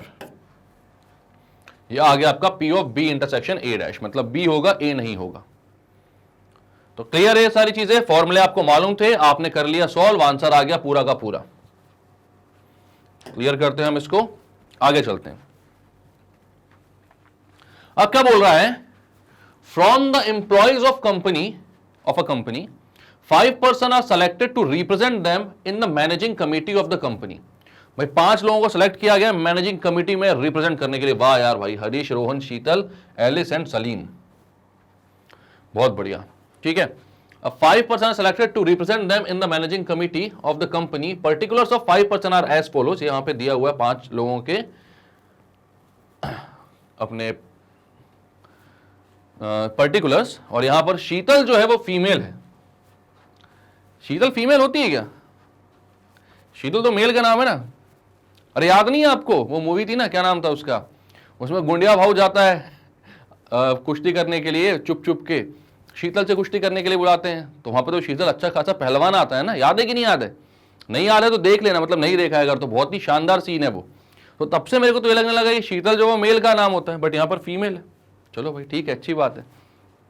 तो अब यहाँ पर क्या है, यहाँ पर बोल रहा है कि particulars of 5 person are as follows. 5 लोगों के जो पर्सन, 5 जो लोग हैं उनके जो पर्टिकुलर्स हैं वो ये हैं। A person is selected at random, randomly किसी भी एक को सेलेक्ट कर लिया from this group to act as spokesperson, spokesperson बनाना है। What is the probability that the spokesperson will be either male or over 35 years? या तो मेल हो या फिर 35 साल से ऊपर का हो।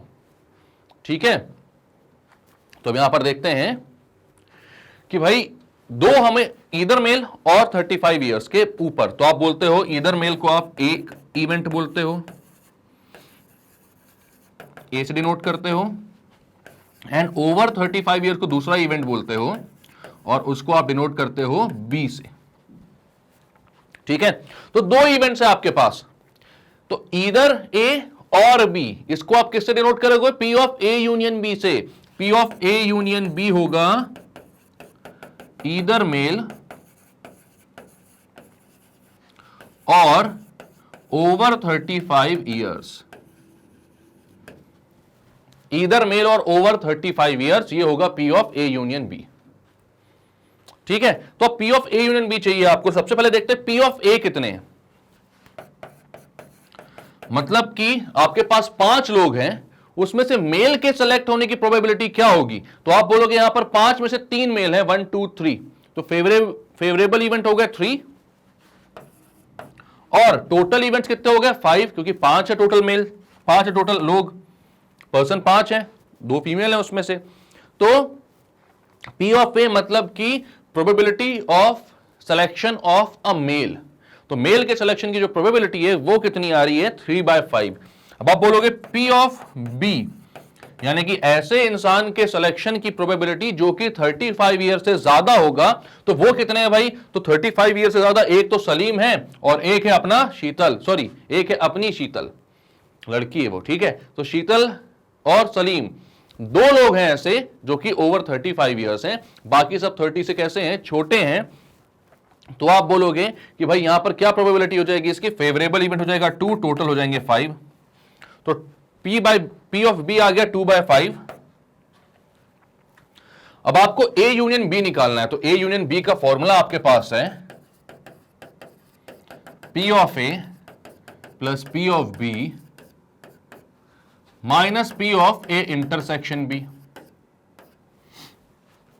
तो अब यहां पर आप बोलो कि आपके पास पी ऑफ ए है, तो आप बोलोगे हाँ है, पी ऑफ बी है तो आप बोलोगे हाँ है, but P of A intersection B है क्या? तो आप बोलोगे निकाल लेंगे ना, वो भी है। क्यों? क्योंकि आपको ये देखना है ऐसा भी कोई है क्या जो मेल भी है और 35 साल से ज्यादा भी है, मोर देन 35 इयर्स भी है और मेल भी है, दोनों का इंटरसेक्शन कोई है? तो आप बोलोगे जी हाँ बिल्कुल, एक सलीम नाम का इंसान है जो कि 35 ईयर से ज्यादा है, 41 का है, और वो मेल भी है। तो यहां पर इनका इंटरसेक्शन जो होगा वो आएगा 1/5, क्योंकि सिर्फ एक ही ऐसा इंसान है जो 45 ईयर से ज्यादा है और मेल भी है। क्लियर हो गया? तो अब यहां पर आप रख दो भाई, P of A union B निकाला, तो पी ऑफ ए कितना है? 3/5, पी ऑफ बी कितना है? तो 2/5, minus P of intersection B, तो 1/5, तो ये आ गया आंसर 4/5। 3 + 2 5, 5 - 1 4, 4/5 आपका आंसर आ गया। तो भाई ईदर मेल और मोर देन 35 इयर्स के आदमी का सेलेक्ट होने की जो प्रोबेबिलिटी है, इंसान के सेलेक्ट होने की जो प्रोबेबिलिटी है, वो है आपकी 4/5। क्लियर है? तो कैसे किया आप जानते हो, जहां पर आपके पास केस हो जाए कि ईदर ए और बी वाला केस, तो मतलब वहां पर आपको ए यूनियन बी निकालना पड़ता है। यहां पर 2 इवेंट्स बोले गए थे आपसे, पहला इवेंट था कि या तो मेल होगा और दूसरा इवेंट था कि भाई 35 ईयर से ज्यादा होगा। आपने इसको ए बोला, इसको बी बोला, P of A union B निकालना है, जो कि होता है P of A plus P of B minus P of A intersection B. तो पी ऑफ ए मतलब कि मेल के सेलेक्ट होने की प्रोबेबिलिटी आपने निकाली, 3 मेल थे, 5 टोटल लोग थे, तो 3/5 हो गई मेल के सेलेक्ट होने की प्रोबेबिलिटी। 35 ईयर से ज्यादा वाले इंसान की सेलेक्ट होने की प्रोबेबिलिटी तो वो 2/5 हो गई, क्योंकि 2 ही लोग थे ऐसे जो 35 ईयर्स के ऊपर थे, और एक ऐसा इंसान भी था जो 35 से ऊपर भी था और मेल भी था, मतलब इन दोनों का जो इंटरसेक्शन था वो सिर्फ एक ही था, तो 1/5 वो इंटरसेक्शन हो गया, फॉर्मूले में पुट किया, आंसर आ गया 4/5। अब नेक्स्ट क्वेश्चन क्या बोल रहा है, 4 डिजिट नंबर ग्रेटर देन 5000, 5000 से ऊपर का 4 डिजिट नंबर आपको सेलेक्ट करना है। भाई बहुत ही मजेदार क्वेश्चन है, अगर आप मजा लेकर करो इनको तो बैठ कर दिमाग लगाकर खुद से सोचा करो। जब भी मेरा जो कोई क्वेश्चन आपका सेलेक्ट होने वाला स्टार्ट होने वाला होता है, सेलेक्ट करवा करवा के ना सब सेलेक्ट और अरेंज ही हो रहा है। अब तो जब भी कोई क्वेश्चन स्टार्ट होने वाला होता है, मैं आपको यहां पर चेंज करके दिखाता हूं, तो एक बार उसको पॉज किया करो और खुद से ट्राई किया करो, तभी मजा आएगा यार प्रोबेबिलिटी को करने में। और सच बताना कसम है आप लोगों को खुद से ट्राई करते होगे, नहीं करना है भाई खुद से ट्राई नहीं करेंगे तो फिर अपना कॉन्सेप्ट जो है वो क्लियर नहीं हो पाएगा। क्लियर है? If a 4 digit number greater than 5000 are randomly formed from the digits 0, 1, 3, 5, 7. What is the probability of forming a number divisible by 5? 5 divisible number बताना है आपको जब आप बना रहे हो एक 4 डिजिट नंबर, 4 डिजिट का नंबर बना रहे हो और ग्रेटर देन 5000, ग्रेटर देन 5000, 5000 से बड़ा चाहिए आपको, ठीक है।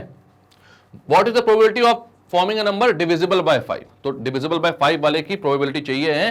पहला है जब when the digits are repeated, जब डिजिट्स को रिपीट किया जा सकता है तब क्या पॉसिबिलिटी होगी। तो मैं यहां पर बोलता हूं पहला वाला, when the digits are repeated.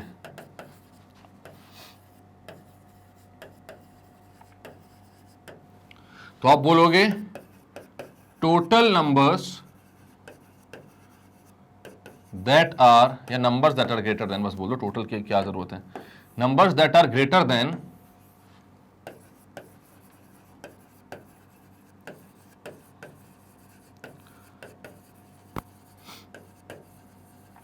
5000 formed by digit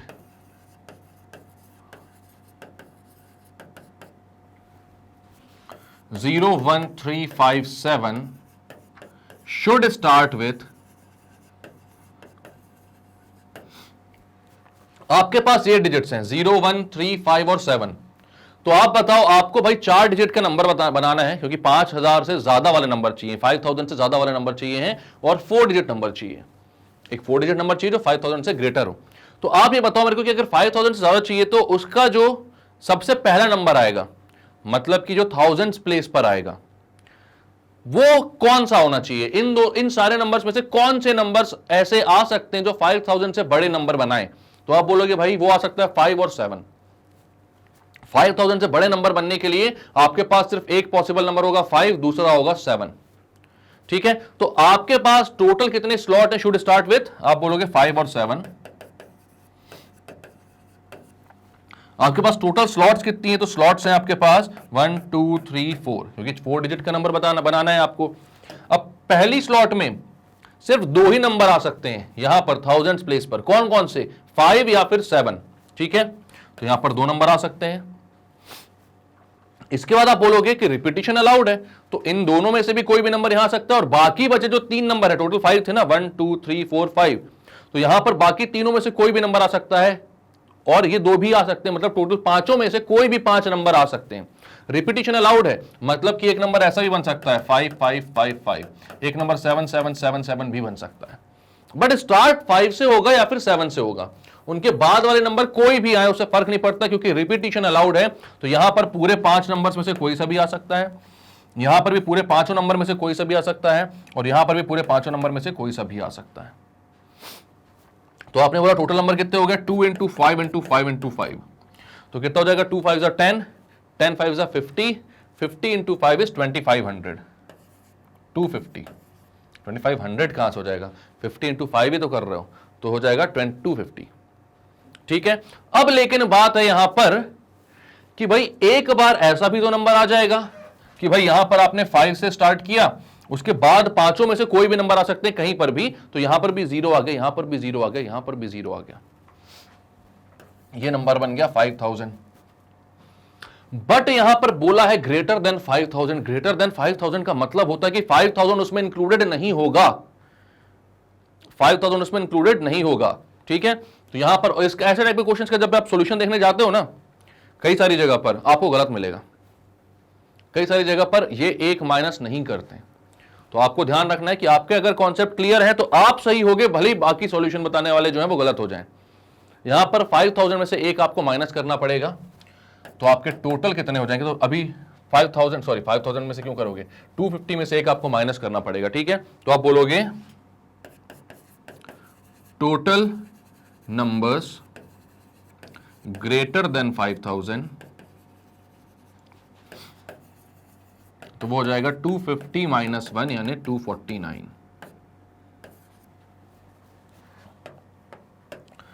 अब 249 क्यों हुआ? क्योंकि 5000 को आपने हटा दिया। अब हमें चाहिए नंबर डिविजिबल होना चाहिए 5 से, नंबर डिविजिबल होना चाहिए 5 से। तो आप बोलोगे कि 5 से डिविजिबल होना है तो वो दो ही केसेस होते हैं, या तो लास्ट में 0 आए, जो वंस डिजिट है वो 0 हो, या तो फिर वंस डिजिट क्या हो जाए, 2 हो जाए। तो यहां पर टोटल नंबर्स डिविजिबल बाय 5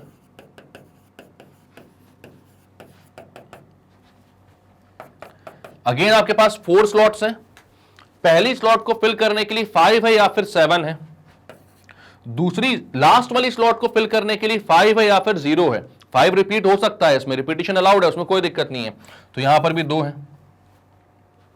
ठीक है, तो पहली स्लॉट के लिए 2 लोग, दूसरे स्लॉट के लिए भी 2 नंबर्स, लोग नहीं। यहां पर बीच की जो 2 स्लॉट्स हैं उसमें से कोई भी, पांचों में से कोई भी नंबर आ सकता है। तो यहां पर भी 5 आ गया, यहां पर भी 5 आ गया। मल्टीप्लाई कर दो भाई इसको, 2 5 is 10, 10 5 is 50, 50 into 2 is 100। But यहां पर भी एक नंबर जो आ जाएगा वो आ जाएगा 5000, क्योंकि 5000 भी 5 से डिविजिबल है, उसके भी लास्ट में 0 आता है। ठीक है, वो यहां पर इंक्लूड हो जाएगा, तो उसको आपको माइनस करना पड़ेगा। तो 5000 को माइनस किया तो 100 माइनस 1 यानी 99। तो प्रोबेबिलिटी कितनी हो गई भाई? प्रोबेबिलिटी होती है फेवरेबल मतलब कि 99 अपॉन टोटल मतलब कि 249। तो 3 से डिवाइड कर देते हैं हम इसको, 33, और ये कितना हो जाएगा 83, 33/83। ये हो गया आपका आंसर, ये हो गई आपकी टोटल प्रोबेबिलिटी, जहां पर आपके जो नंबर हैं वो ग्रेटर देन 5000 बन रहे हैं, रिपीटिशन अलाउड है, और हमने उन नंबर्स को सेलेक्ट किया है जो कि 5 से डिविजिबल हो रहे हैं। तो क्लियर है ये वाला केस? ठीक है, चलो, तो ये वाला केस क्लियर है। अपन अब आते हैं the repetition of digit is not allowed. तो सेकंड पे आते हैं अपन अब, द रिपीटिशन ऑफ डिजिट्स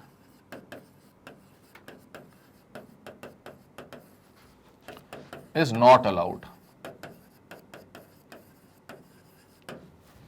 तो जब रिपीटिशन अलाउड नहीं होगा तो 5000 से ग्रेटर नंबर कितने बन सकते हैं? तो आप बोलोगे टोटल नंबर्स ग्रेटर देन 5000। आपके पास 4 स्लॉट्स हैं, स्लॉट्स 4 हैं, लेकिन पहले वाले में जो 1000 प्लेस है, आप जानते हो भाई 5 आएगा या फिर 7 आएगा, 2 ही आ सकते हैं, 2 ही आ सकते हैं, इसमें कोई दिक्कत नहीं है। इसके बाद यहां पर उन 2 में से कोई एक अगर आ गया तो इसके बाद आने के लिए आपके पास कितने नंबर बचे? क्योंकि रिपीटिशन अलाउड नहीं है तो 5 5 5 मल्टीप्लाई नहीं कर सकते आप, एक एक नंबर डिक्रीज होता जाएगा। हम जानते हैं इस बात को, परम्यूटेशन कॉम्बिनेशन अच्छे से पढ़ा है हमने ये। तो अब यहां पर बोलोगे कि आपके पास 5 नंबर थे, उसमें से किसी एक नंबर ने यहां पर जगह ले ली, 5 और 7 में से किसी एक ने ली, इसलिए यहां पर 2 लिखा हुआ है मैंने। तो अब यहां पर कोई एक नंबर आ चुका है, तो आपके पास अब यहां पर रखने के लिए कितने नंबर और बचे हैं? तो 4 बचे हैं। तो यहां पर कोई भी 4 बचे हुए जो 4 नंबर है उनमें से कोई भी एक नंबर आ सकता है। एक नंबर यहां पर भी आ गया, एक यहां पर आया, एक यहां पर आया। ये 2 और 4 इसलिए लिख रहे हैं क्योंकि यहां पर ऑप्शंस इतने हैं। यहां पर आने के लिए 2 ही ऑप्शंस थे, यहां पर आने के लिए 4 ही ऑप्शंस थे, लेकिन आ तो कोई एक ही नंबर पाएगा ना। तो यहां पर एक नंबर आ गया, यहां पर एक नंबर आ गया। इसके बाद इस वाली प्लेस पर आने के लिए कितने नंबर बचे? 4 में से एक और माइनस कर दो तो 3, और इस वाली प्लेस में आने के लिए कितने नंबर बचे? 2 नंबर। तो मल्टीप्लाई करो इसको भाई, कितना जाएगा? 2 4 8 3 24, 2 48। तो यहां पर टोटल जो नंबर है वो ग्रेटर देन 5000 वो 48 आएंगे। और याद रखना है पर 5000 नहीं आ पाएगा, नंबर हमेशा 5000 से बड़ा ही आएगा, क्योंकि यहां पर 5 और 7 में से कोई एक नंबर सिचुएटेड होगा। अगर यहां पर 0 आ भी जाता है तो बाकी दूसरी जगह पे 0 नहीं आ पाएगा, वो कोई दूसरा नंबर बनाना ही पड़ेगा आपको, क्योंकि यहां पर रिपीटिशन अलाउड नहीं है। तो हर नंबर उसके बाद 0 नहीं हो पाएगा, तो इसमें आपको 1 माइनस करने की जरूरत नहीं है। तो यहां पर total number greater than 5000 when repetition is not allowed are 48। अब आप बोलोगे यहां पर फेवरेबल मतलब कि नंबर्स डिविजिबल बाय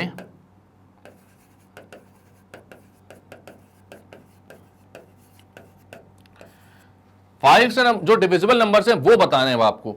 तो यहां पर जो केस है यार 5 के साथ अलग होगा और 7 के साथ अलग होगा। क्यों अलग होगा? तो पहला मैं केस यहां पर बोलता हूं, केस ए,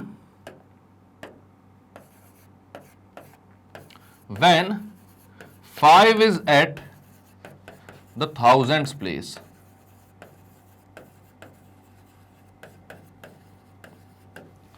तो थाउजेंड्स प्लेस पर अगर 5 होगा, मतलब 5 कितने वेज में हो सकता है थाउजेंड प्लेस में? एक ही वे में भाई, एक ही नंबर आप पर्टिकुलर बोल रहे हो, 5 आ चुका है थाउजेंड्स प्लेस में, तो वहां पर आपके पास 4 टोटल स्लॉट्स थे। आपकी पहली स्लॉट को फिल करने के लिए 5 आ चुका है। अब आपको यह पता है कि कोई भी नंबर 5 से डिविजिबल तब होता है जब उसके यूनिट्स प्लेस पर 5 हो या फिर 0 हो। अब यहां पर रिपीटिशन अलाउड नहीं है, 5 आ चुका है, तो यहां पर आने के लिए आपके पास क्या बचा है? सिर्फ और सिर्फ 0, तभी वो नंबर डिविजिबल बाय 5 होगा। तो यहां पर जो लास्ट यूनिट्स प्लेस है आपकी, उसको आप कितने वेज में फिल कर सकते हो? तो सिर्फ एक ही वे में फिल कर सकते हो, और वो वे ये है कि भाई वहां पर 0 आ जाए। क्लियर है ये बात? तो पहले वाले को आपने एक वे में फिल किया, दूसरे वाले को आपने एक वे में फिल किया, इन दोनों को आप कितने वे में फिल कर सकते हो? तो यहां पर एक नंबर आ चुका है, यहां पर एक नंबर आ चुका है। कितने नंबर बचे आपके पास? टोटल 5 नंबर थे, 5 में से 2 नंबर आ चुके हैं, यहां पर बचे 3, यहां पर बचे 2, मल्टीप्लाई कर दो, आ गया 6। ये तब जब आपके थाउजेंड्स प्लेस पर 5 है। आपको ग्रेटर देन 5000 चाहिए तो वहां पर 5 होगा या 7 होगा। अब दूसरा केस होगा जब थाउजेंड्स प्लेस पर 7 है।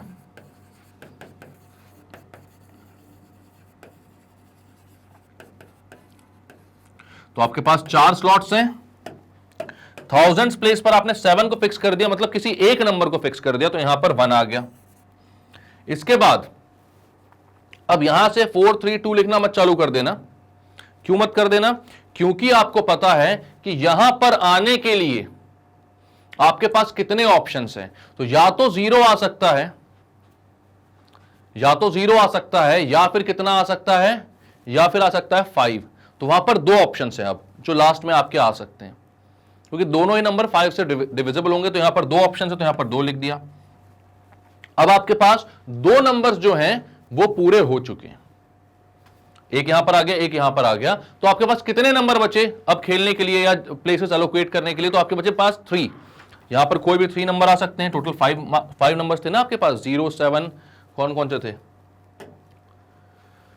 0 1 3 5 7, टोटल 5 थे। तो उनमें से एक यहां पर आ चुका है, एक यहां पर आ चुका है। अब आपके पास बचे हैं 3 नंबर, तो यहां पर कोई भी 3 आ सकते हैं, और फिर रिपीटिशन अलाउड नहीं, तो और कम कर दो, तो यहां पर कितने आ सकते हैं? 2 नंबर, मल्टीप्लाई कर दो, तो 3 2 6 2 12 सॉरी। तो टोटल ऐसे कितने नंबर हो गए जो 5 से डिविजिबल हो सकते हैं? या तो 5 वंस प्लेस पर रहेगा, 7 वंस थाउजेंड्स प्लेस पर रहेंगे। तो यहां पर टोटल नंबर कितने हो गए? तो टोटल नंबर डिविजिबल बाय 5 कितना हो जाएगा?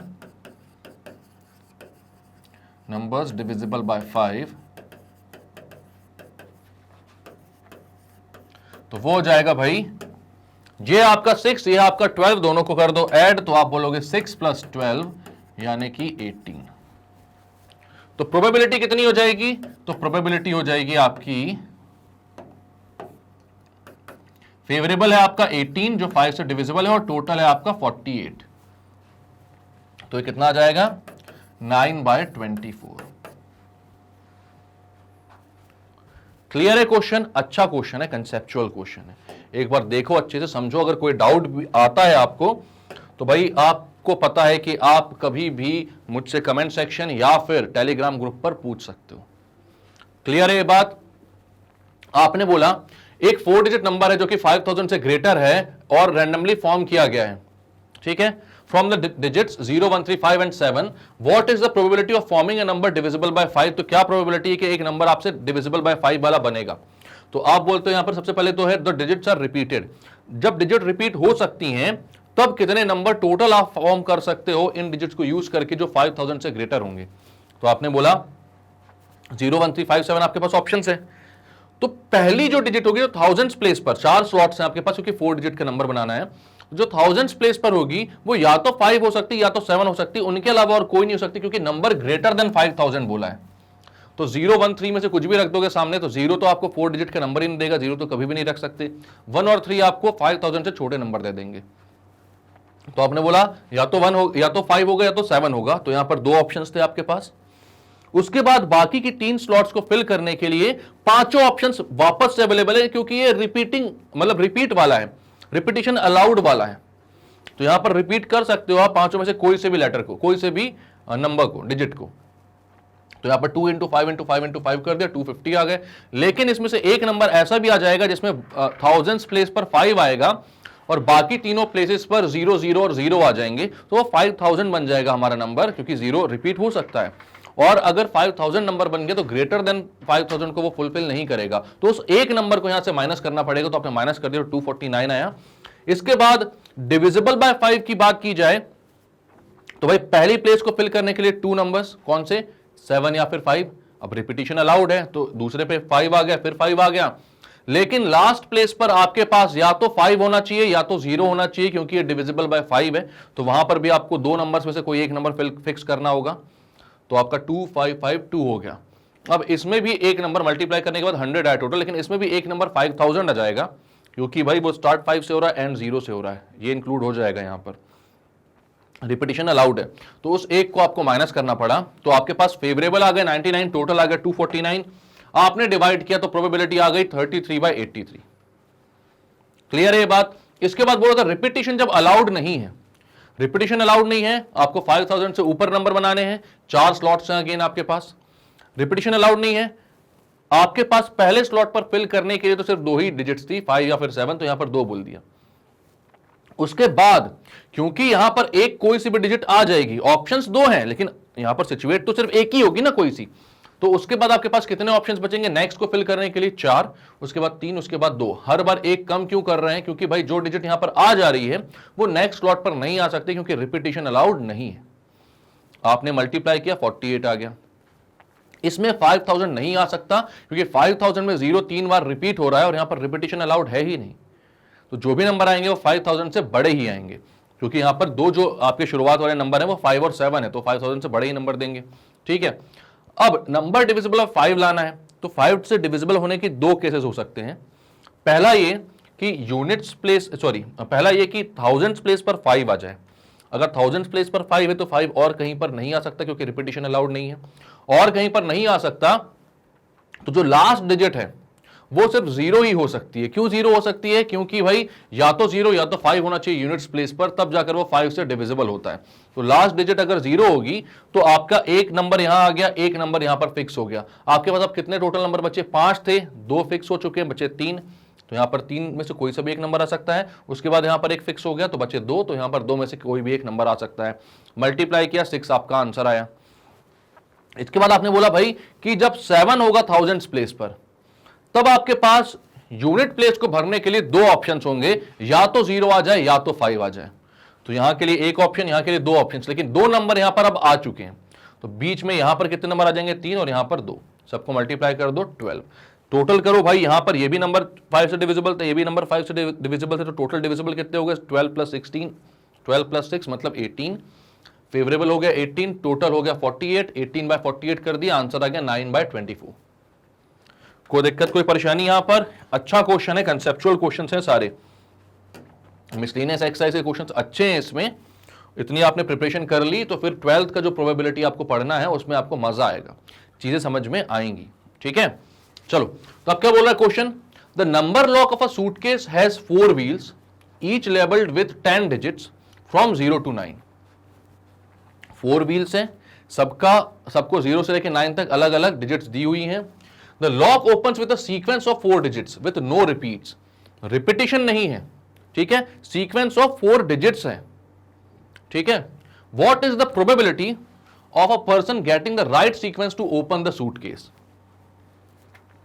सबसे पहले तो अपन देखते हैं भाई कि 0 to 9 मतलब 10 डिजिट्स में से 4 डिजिट का कोड बनाने में जब रिपीटिशन अलाउड नहीं होगा तो कितने नंबर ऑफ वेज हो सकते हैं। तो आप बोलोगे total number of ways of forming a code of 4 digits from 10 digits. ठीक है, अब इसको 3 तरीके से आप निकाल सकते हो, मैं तीनों तरीके बता दूंगा आपको, जब जो सा क्लिक हो जाए वो कर लेना। सबसे पहला तो भाई हम जानते हैं बहुत ही आसानी से, यहां पर अरेंजमेंट में फर्क पड़ेगा। पहले 1 आ रहा है, फिर 2 आ रहा है, फिर 3 आ रहा है, फिर 4 आ रहा है, तो 1 2 3 4 का एक कोड हो गया, या फिर 3 4 2 1 का एक कोड हो गया, फिर 2 3 4 1 का एक कोड हो गया। सारे कोड डिफरेंट होंगे, मतलब डिफरेंट अरेंजमेंट, मतलब डिफरेंट कोड, यानी कि अरेंजमेंट से फर्क पड़ रहा है। यानी यहां पर जो केस है वो कौन सा वाला है, अरेंजमेंट वाला, और अरेंजमेंट का मतलब परम्यूटेशन। तो आपको टोटल कितने नंबर है, 10 नंबर है, 10 नंबर में से कितनों को अरेंज करना है, 4 को करना है। तो 10 में से 4 को अरेंज करना मतलब कि क्या लिखोगे आप, 10p4। तो यहां पर आप लिखोगे 10p4। सॉल्व कर लो 10p4 को, तो 10 फैक्टोरियल अपॉन 10 माइनस 4 का फैक्टोरियल। ठीक है, तो ये हो जाएगा 10 फैक्टोरियल अपॉन 6 फैक्टोरियल, या फिर आप लिखोगे 10 into 9 into 8 into 7 into 6 factorial upon 6 factorial. ये कैंसल आउट हो गया। 10 9 जा 90 इंटू 8 इंटू 7, 9 8 जा 72, 720 इंटू 7, तो कितना हो जाएगा भाई, 72 इंटू 7 कितना होता है, तो ये होता है आपका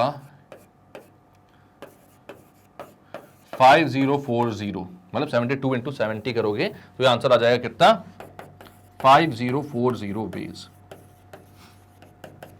एक तो आपको पता था, आपके कॉन्सेप्ट्स क्लियर थे, आपने डायरेक्टली परम्यूटेशन लगाया, या फिर आपको पता है आपके कॉन्सेप्ट्स क्लियर हैं और आपने बोला भाई 4 स्लॉट्स हैं। स्लॉट वाला भी अच्छा लगता है मेरे को यार, मजा आता है इसमें भी, है ना। 4 स्लॉट्स हैं, चारों में आपको पता है कि आपको 10 डिजिट्स हैं आपके पास, ऑप्शंस 10 हैं आपके पास, 0 से लेकर 9 तक 10 होते हैं ना, 0 भी इंक्लूड करते हो आप उसमें। तो आपके पास टोटल ऑप्शंस 10 हैं। तो पहले स्लॉट पर 10 में से कोई सी भी डिजिट आ सकती है, उसके बाद रिपीटिशन अलाउड नहीं है, तो यहां पर 9 डिजिट आ सकती है, यहां पर 8, यहां पर 7। 10 इंटू 9 इंटू 8 इंटू 7 कितना होगा, 5040। वही आया अपना परम्यूटेशन से भी। ये दूसरा वे हो गया, second way, total number of veg निकालने के लिए ना। थर्ड वे आपने बोला, अब आपने थोड़ा सा एक्स्ट्रा दिमाग लगाया और सोचा, क्योंकि आपके कॉन्सेप्ट क्लियर है सिर्फ इसीलिए, इसलिए आप 3 वे सोच पा रहे हो, ये सोचना जरूर।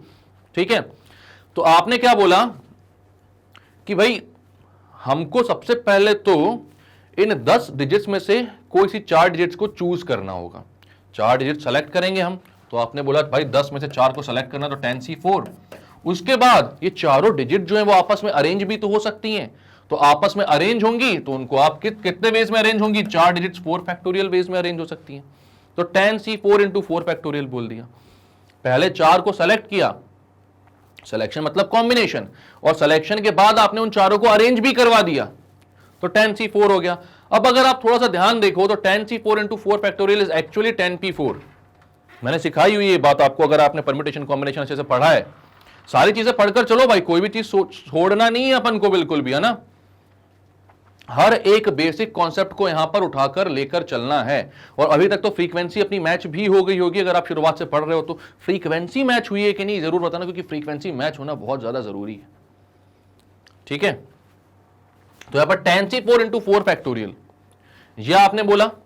अब आप बोलोगे भाई 10c4 इंटू 4 फैक्टोरियल 10p4 कैसे होता है, तो आप बोलोगे इसको 10 factorial upon 10 minus 4 factorial into 4 factorial, और यहां पर ऊपर 4 फैक्टोरियल भी है। ये पूरा 10c4 का फॉर्मूला था, 4 से 4 कैंसिल, वापस से कितना जाएगा, 10 इंटू 9 इंटू 8 इंटू 7 इंटू 6 का फैक्टोरियल अपॉन 6 का factorial, 6 factorial cancel, again answer 5040 ways. तो हर तरीका पता होना जरूरी है। अब आपको पता है ये पता होना क्यों जरूरी है। बहुत से ऐसे लोग हैं जो मुझसे बोलते हैं कि सर आप अलग अलग वेज में क्यों पढ़ाते हैं, एक ही वे में क्यों नहीं पढ़ा देते, क्योंकि आप मशीन नहीं हो। आप मशीन नहीं हो कि मैं आपको एक ही फॉर्मूला बता दूं, आपके अंदर एक कोड डाला जाए, आप उसका एक आउटपुट दे दो मेरे को निकाल कर। भाई मशीनें होती है ना अलग अलग, जैसे एक बहुत ही महान हमारे जो आविष्कारक थे, उन्होंने आलू से सोना बनाने की मशीन भी आविष्कार की थी। तो ऐसा थोड़ी हो भाई कि आलू डालो सोना निकालो, आलू डालो सोना निकालो, हर बार सेम इनपुट पर सेम आउटपुट मिले, ऐसी मशीन थोड़ी हो आप। आपको हर वे पता होना चाहिए। और ये हर वे पता करवाने की क्यों मेरे को इतना इच्छा रहती है, क्योंकि भाई आप जब एग्जाम देने जाओगे आपको जेई मेंस और एडवांस भी देना है, और मैं तो भाई हमेशा अच्छे लेवल को ही सोचकर चलता हूं।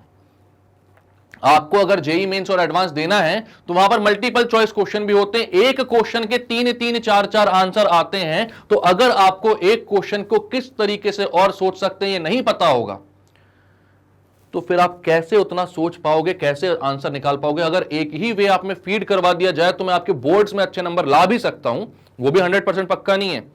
अभी 1-2 साल में हो सकता है इजी पेपर आ जाए, लेकिन मैथ्स और फिजिक्स के पेपर बहुत टफ आते हैं, बहुत अच्छे आते हैं। टफ उनको लगता है जो मशीन बन चुके होते हैं, बट जिनके बेसिक्स क्लियर होते हैं उनको कभी टफ नहीं लगेगा। तो भाई मेरे साथ देकर चलोगे या नहीं ये जरूर बता देना, और साथ में चलोगे तो हम हर कॉम्पिटिटिव एग्जाम और हर बोर्ड एग्जाम में बहुत अच्छा नंबर लेकर आएंगे, ये वादा है मेरा। तो हमको क्या नहीं बनना है, मशीन नहीं बनना है। कहीं पर भी आपको अगर ऐसा पढ़ाया जाए कि हाँ हर ऐसे क्वेश्चन में ऐसा कर दो, एक एल्गोरिथम बन गया है आपका, ऐसे ऐसे करोगे और आंसर आ जाएगा, तो वो गलत हो जाता है। हर चीज को सोचने के हर तरीके के वेज जो होते हैं वो आपको पता होने चाहिए, ठीक है। क्योंकि दो बातें होती हैं, एक तो भाई कई सारे वेज से अलग अलग आंसर आपको पूछ लिए जाएंगे, और दूसरा ये बात होती है कि आपका दिमाग कब किस तरीके का चल रहा है, वहां पर उस तरीके से चलकर भी आपको सही आंसर निकाल देना चाहिए, ठीक है। तो मैंने क्या बताया यहां पर आपको 3 वेज हैं जिससे आप निकाल सकते हो कि ये जो कोड है आपका, ये कितने टोटल नंबर ऑफ कोड्स आपके बन सकते हैं, ठीक है। पहले आपने बोला 0 to 9 मतलब 10 डिजिट्स है, 10 डिजिट्स में से 4 को अरेंज करवाना है, क्योंकि यहां पर अरेंजमेंट मैटर कर रही है, ठीक है। तो आपने 10p4 बोल दिया, 10p4 से 504 वेज आए। उसके बाद अपना स्लॉट वाला मेथड, 4 स्लॉट्स हैं, 4 स्लॉट्स को फिल करने के लिए आपके पास 10 डिजिट्स हैं, रिपीटिशन अलाउड नहीं है। पहली स्लॉट में 10 आ सकते हैं, दूसरी में 9, तीसरी में 8, चौथे में 7, एक एक कम करते जाओगे, मल्टीप्लाई कर दो, वही आंसर आ गया 5040। हमने तो प्रूव भी किए सारे फॉर्मूले, तो मालूम ही होना चाहिए सारी चीजें आपको, है ना। उसके बाद 10c4 है। क्यों 10c4 है? क्योंकि आपने ये बोल दिया कि भाई चल गया दिमाग ऐसा, आप क्या करें। तो 10c4 मतलब कि पहले आपने उन 10 में से कोई से 4 नंबर, 4 पर्टिकुलर नंबर सेलेक्ट किए, क्योंकि कोड बनाने के लिए 4 नंबर चाहिए। और उस सिलेक्शन के बाद उन चारों को अलग अलग तरीके से अरेंज करके देखा भाई कि कितने कोड उन 4 नंबर से फॉर्म हो सकते हैं। तो उन चारों का अरेंजमेंट 4 फैक्टोरियल वेज में हो सकता है। आपने इसको मल्टीप्लाई किया, अगेन आंसर 5040। अब फेवरेबल नंबर ऑफ इवेंट्स निकालने में बहुत दिमाग लगेगा इसमें, वो आप सोच पाओगे कि नहीं सोच पाओगे, ये जरूर सोचना। भाई अब देखो क्या बोल रहा है यहां पर, ये बोल रहा है कि what is the probability of person getting the right sequence to open the suitcase. अब किसी भी, सोचो थोड़ा सोचो, बहुत टफ क्वेश्चन है, आराम से सोचो। तो किसी भी कोड का राइट सीक्वेंस कितने होते हैं? कितने होते हैं?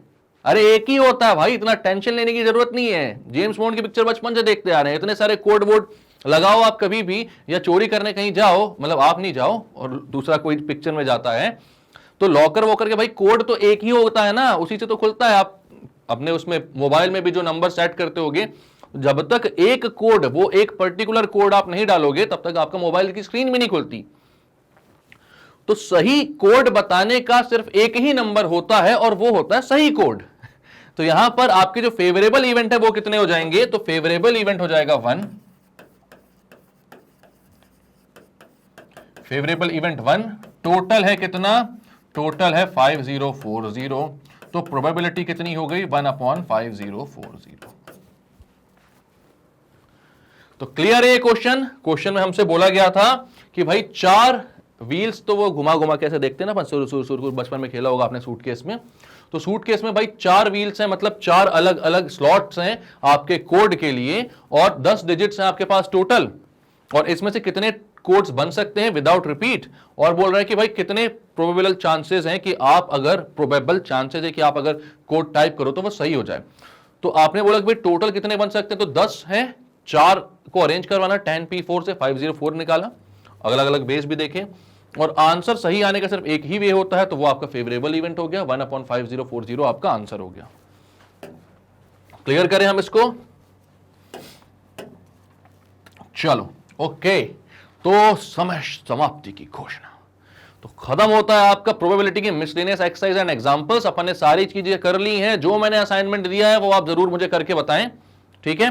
टेलीग्राम ग्रुप पर जरूर बताएं, और टेलीग्राम ग्रुप पर अच्छे अच्छे डाउट्स पूछा करो यार। वो एक ने पूछा था ना, वो IIT JEE के भी डाउट्स अपन डिस्कस कर रहे हैं वहां पर, तो वहां पर आपने देखा भी होगा कि एक क्वेश्चन के दो आंसर आए थे, उसको दो अलग अलग तरीकों से कंप्लीट सॉल्यूशन निकालकर मैंने दिया था, तब जाकर उसका आंसर आया था। तो भाई चीजों को सोचने की हर तरीके की क्षमता आपके पास होनी चाहिए, और वो डेवलप तभी होगी जब आप ये आलस छोड़ दो कि कोई हम में आकर एक फॉर्मूला फिट कर दे, एक हमें ट्रिक बता दे। ट्रिक कुछ नहीं होता, फॉर्मूला कुछ नहीं होता, सब कुछ बेसिक कॉन्सेप्ट्स ही होते हैं। फॉर्मूला भी वहीं से बना है, ट्रिक भी वहीं से बना है। अगर आपके वो क्लियर हैं तो आप सारे क्वेश्चंस को खुद की ट्रिक बनाकर बहुत आसानी से सॉल्व कर सकते हो। हमको ऐसे ही पढ़ाई करना है, हमारी रूट जो है वो बहुत स्ट्रांग होनी चाहिए। अगर आपको ये टफ लग रहा है ना, तो भाई 3-4 बार और देखो, तब तक प्रैक्टिस करो जब तक आपको इजी ना लगे। डाउट पूछो, मैं बैठा हूं आप लोगों के लिए। हमको पढ़ना है साथ में और बहुत अच्छे मार्क्स स्कोर करने हैं। कोई इतने अच्छे तरीके से इंटरेक्ट करके आपको यहां पर नहीं बताता होगा। आपके लिए हम यहां पर मैग्नेट ब्रेन्स में सारे टीचर्स हैं, सारी टाइप की चीजें जो करना है ना, आप तो सिर्फ ऑर्डर किया करो कि आपको क्या चीज चाहिए, हम आपके लिए वो भी लेकर आएंगे, ठीक है। तो अब वो सारी चीजें मैं बता देता हूं आपको, कौन सी, जो मैं हर बार बताता हूं कि अगर आपको वीडियो सही टाइम पर मिल जाते हैं और आप देख लेते हो और आप तेज हो बिल्कुल ढूंढने में, तो बहुत अच्छी बात है। वैसे ढूंढकर सब कुछ देखते हुए चलो, लेकिन अगर वीडियोस को ढूंढने में या देखने में कोई भी दिक्कत या परेशानी होती तो magnetbrains.com पर जा सकते हो, या फिर मैग्नेट ब्रेन्स का ऐप डाउनलोड कर सकते हो। दोनों ही जगह आपको सब्जेक्ट वाइज प्लेलिस्ट मिल जाएगी। सारे सब्जेक्ट 100% फ्री हैं, सारे कोर्सेज 100% फ्री हैं, चाहे वो NTSC हो या ओलंपियाड हो, चाहे KG से लेकर क्लास 12 तक हो, हिंदी मीडियम हो, इंग्लिश मीडियम हो, सब कुछ, ठीक है। और JEE और नीट भी आ रहा है भाई, वो भी 100% फ्री है।